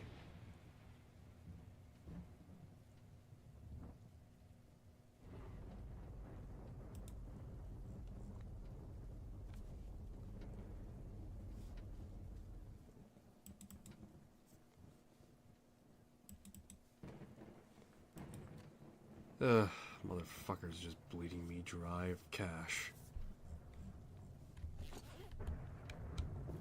иди, иди, нечего тебе тут делать. That's right, get out of here. Yeah, even though I'm doing a job for you, you fucking prick. Alrighty. Well, nonetheless, work's work. Can't exactly complain too much.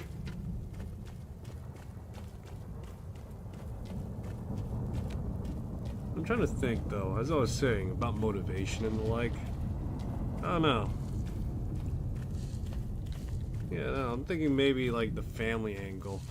Sustaining, he's in the zone, trying to take care of the one person he considers family. However, once he entered the zone, he was marked forever changed and the like. So to say the least, in that instance, you know, could he really ever go home to the life he left behind? Or would he be forever stuck in the zone, so to speak?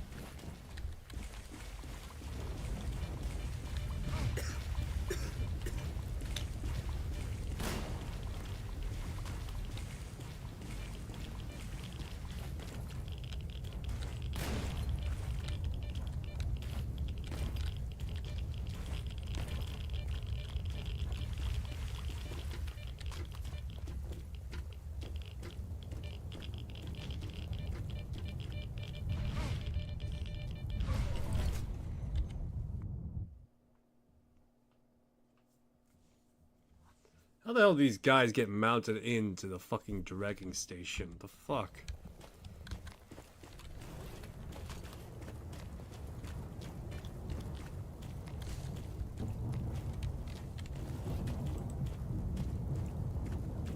Well, at the very least, if I wanted to use an artifact, I don't have to put it in a container.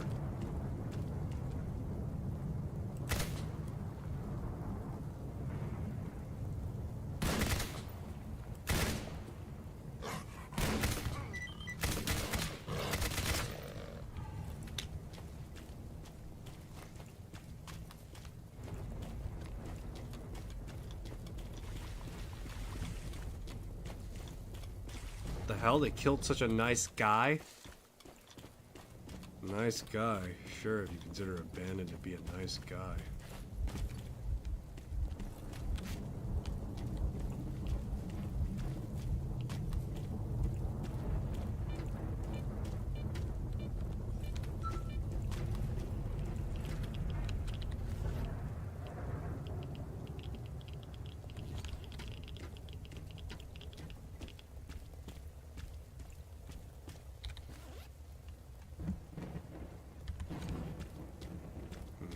Nothing good. How the hell did these bandits take pot shots at a bunch of guys with buckshot, of all things? Someone needs to have a word with the...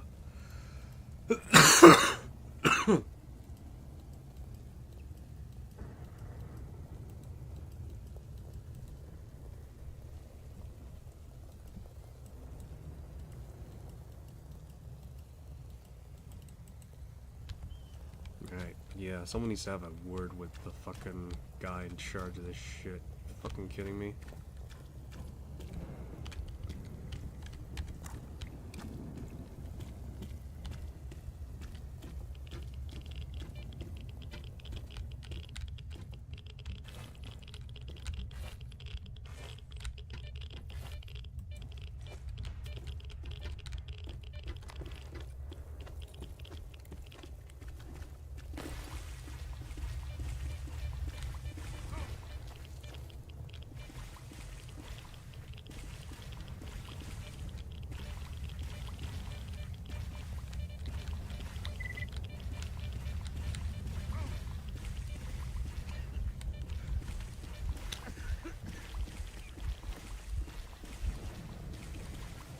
Alright, got Night Star.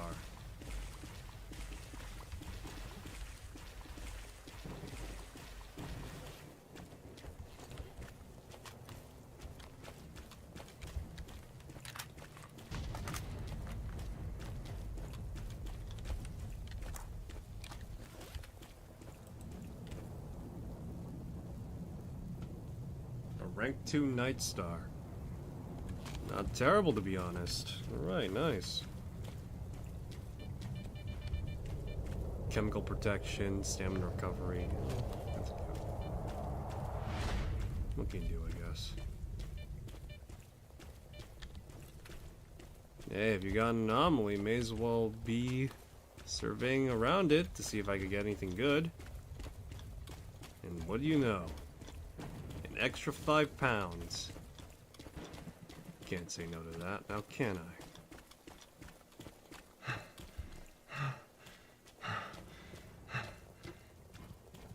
More loot means more, well, loot.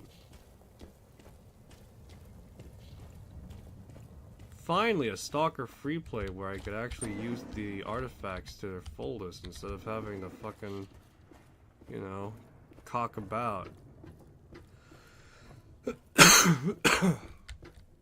Да чё ты топ?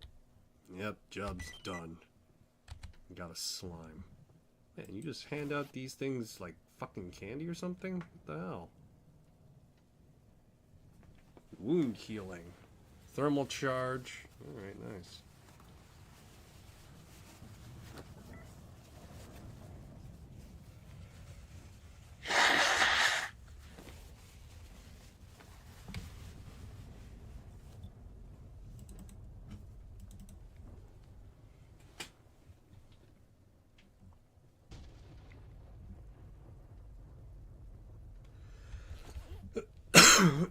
Давай, давай, не задерживайся.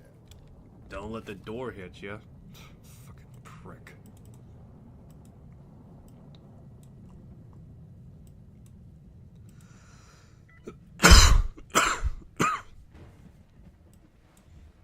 Alright, so we pretty much gotta head our way up north to the deserted hospital.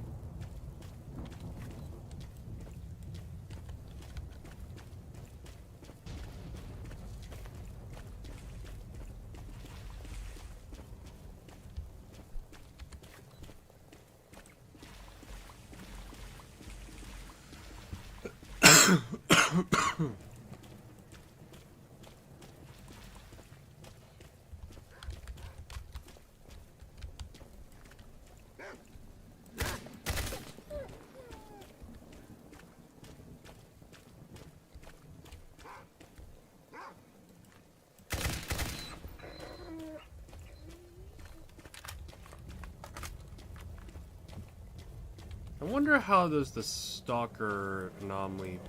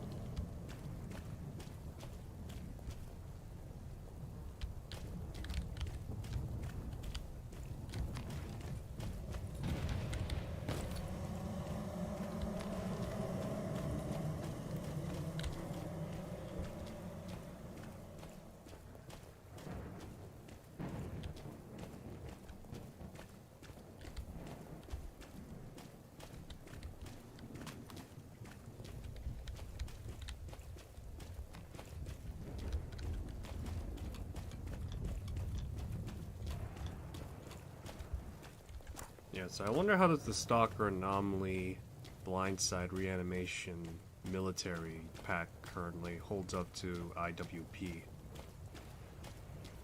It'd certainly be interesting.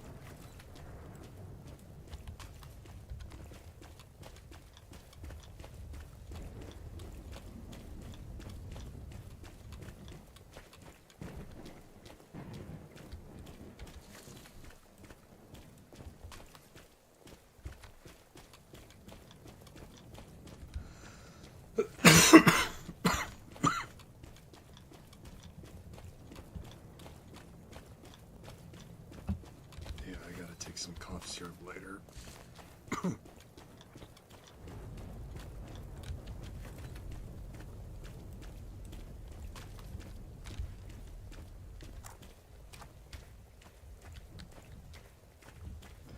Seriously though, I gotta love the seriously though, the gunplay from IWP from off the bat is just great.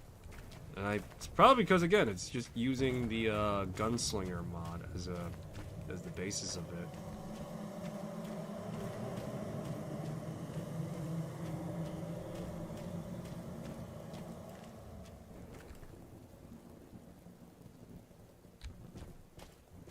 But yeah, I'd say that's probably the reason why.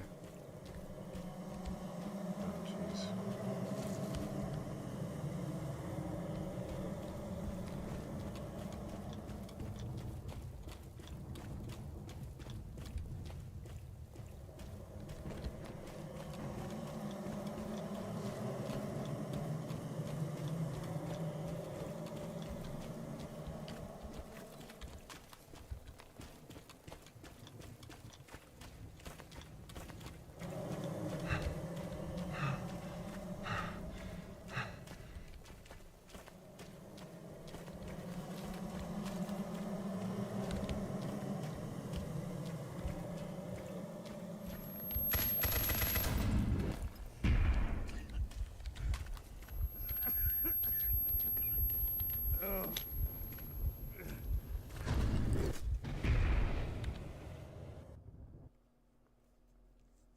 Ugh, jeez. Controller. Of course.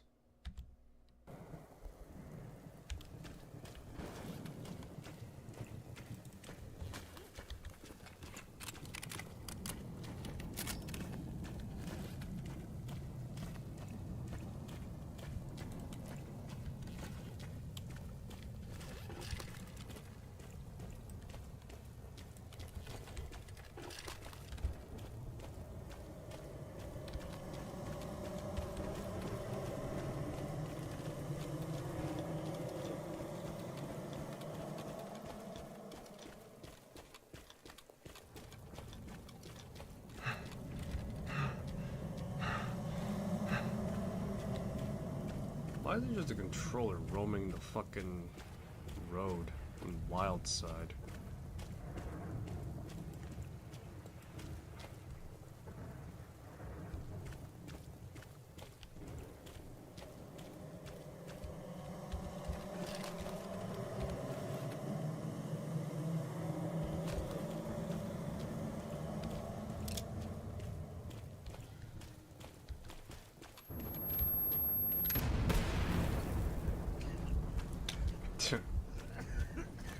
Try and stop a grenade, why don't ya?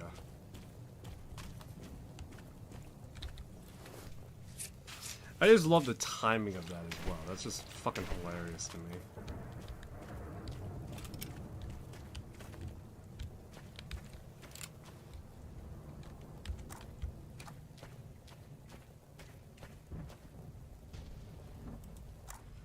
Alright, into the abandoned hospital. See if we could find where the,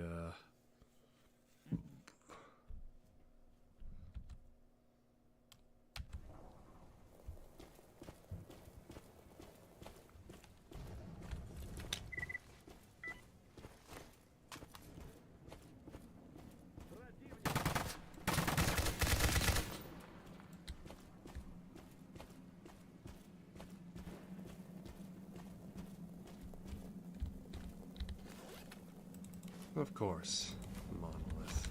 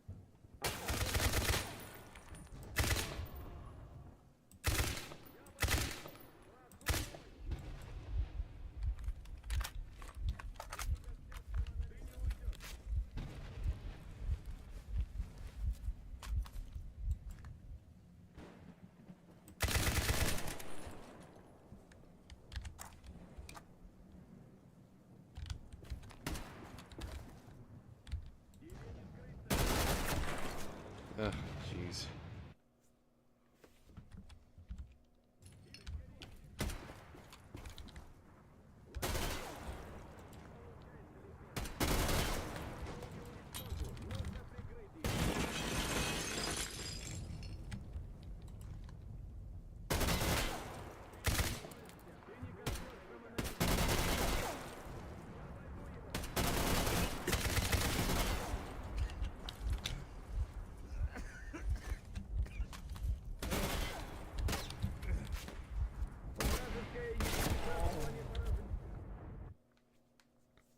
Ugh, boy almighty.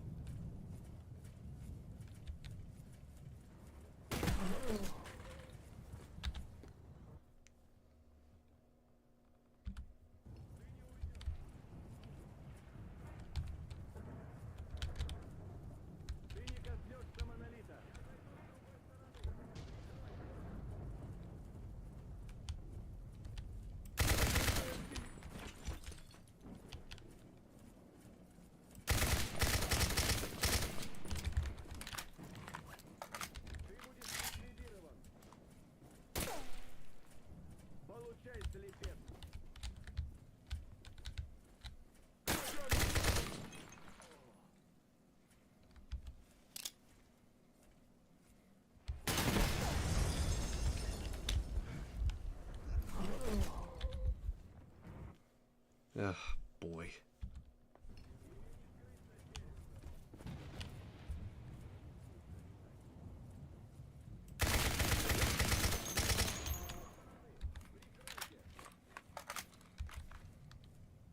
Не уйдешь, враг монолита.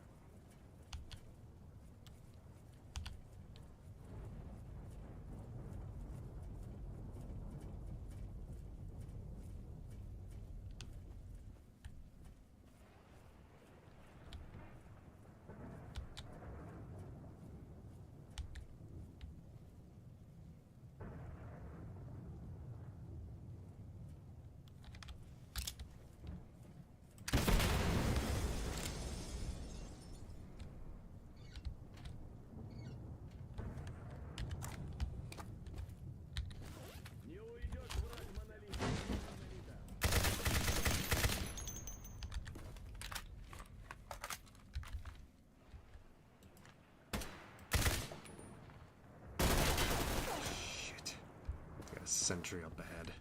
That's why. Сейчас ты будешь уничтожен.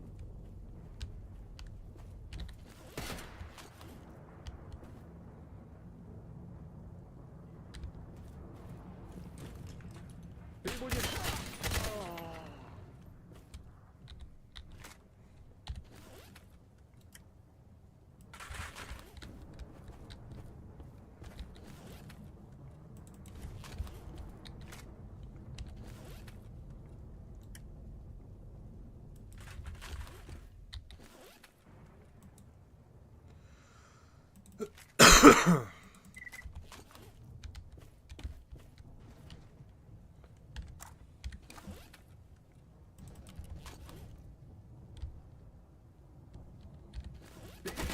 До монолита.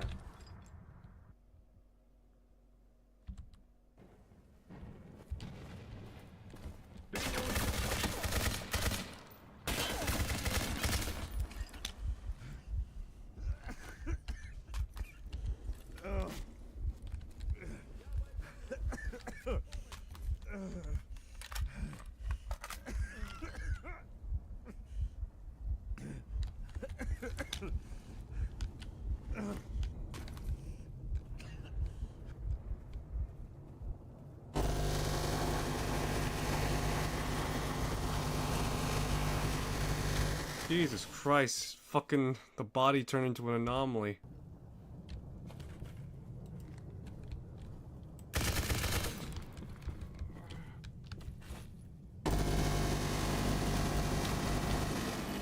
That body's an anomaly. Oh my god. It's like some sort of shitty jump scare.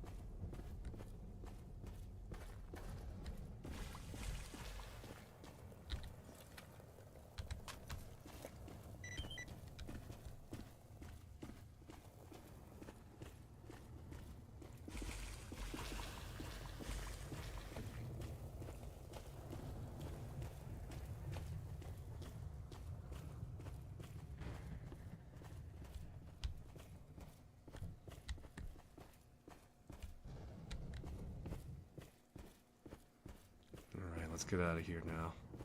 Still some remnant monolith forces, but I don't want to deal with them.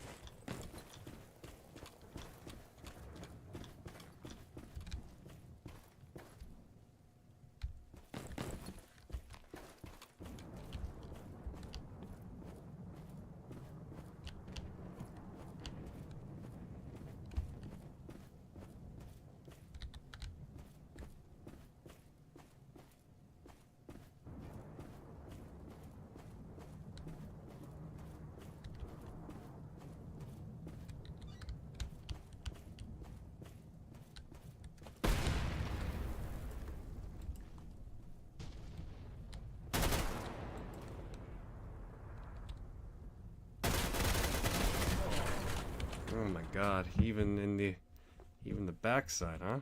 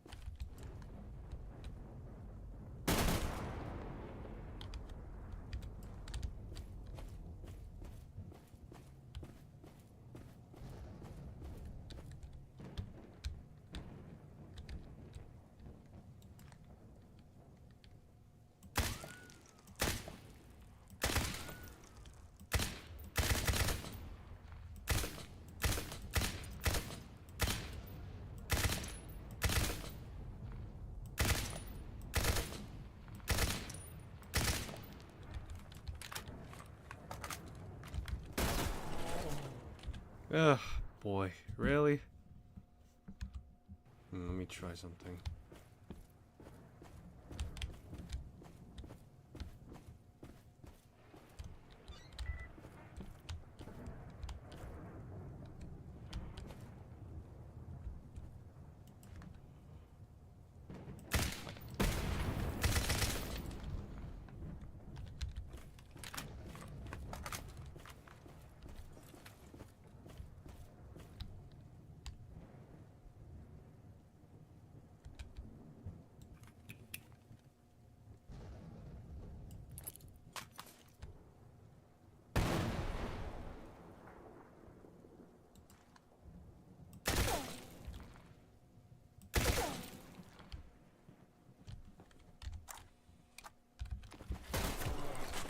Ah, damn.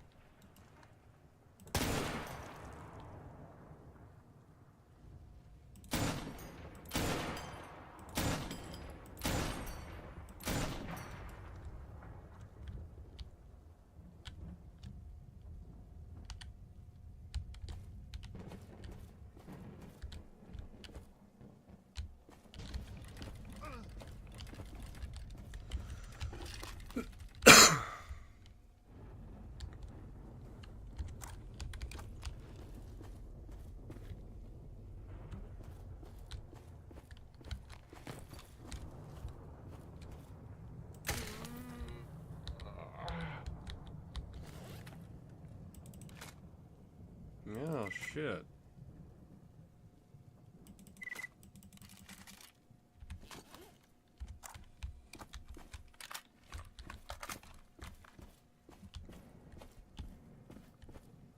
It's probably the best condition I've had a gun in a while. Alright, where are we heading? Oh, fuck me. We're in Limansk.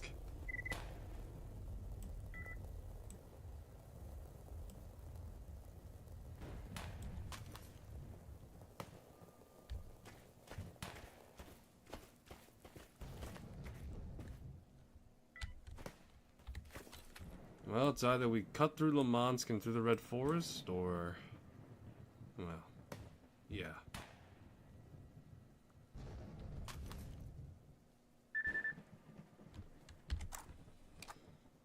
This is gonna be a long one, isn't it?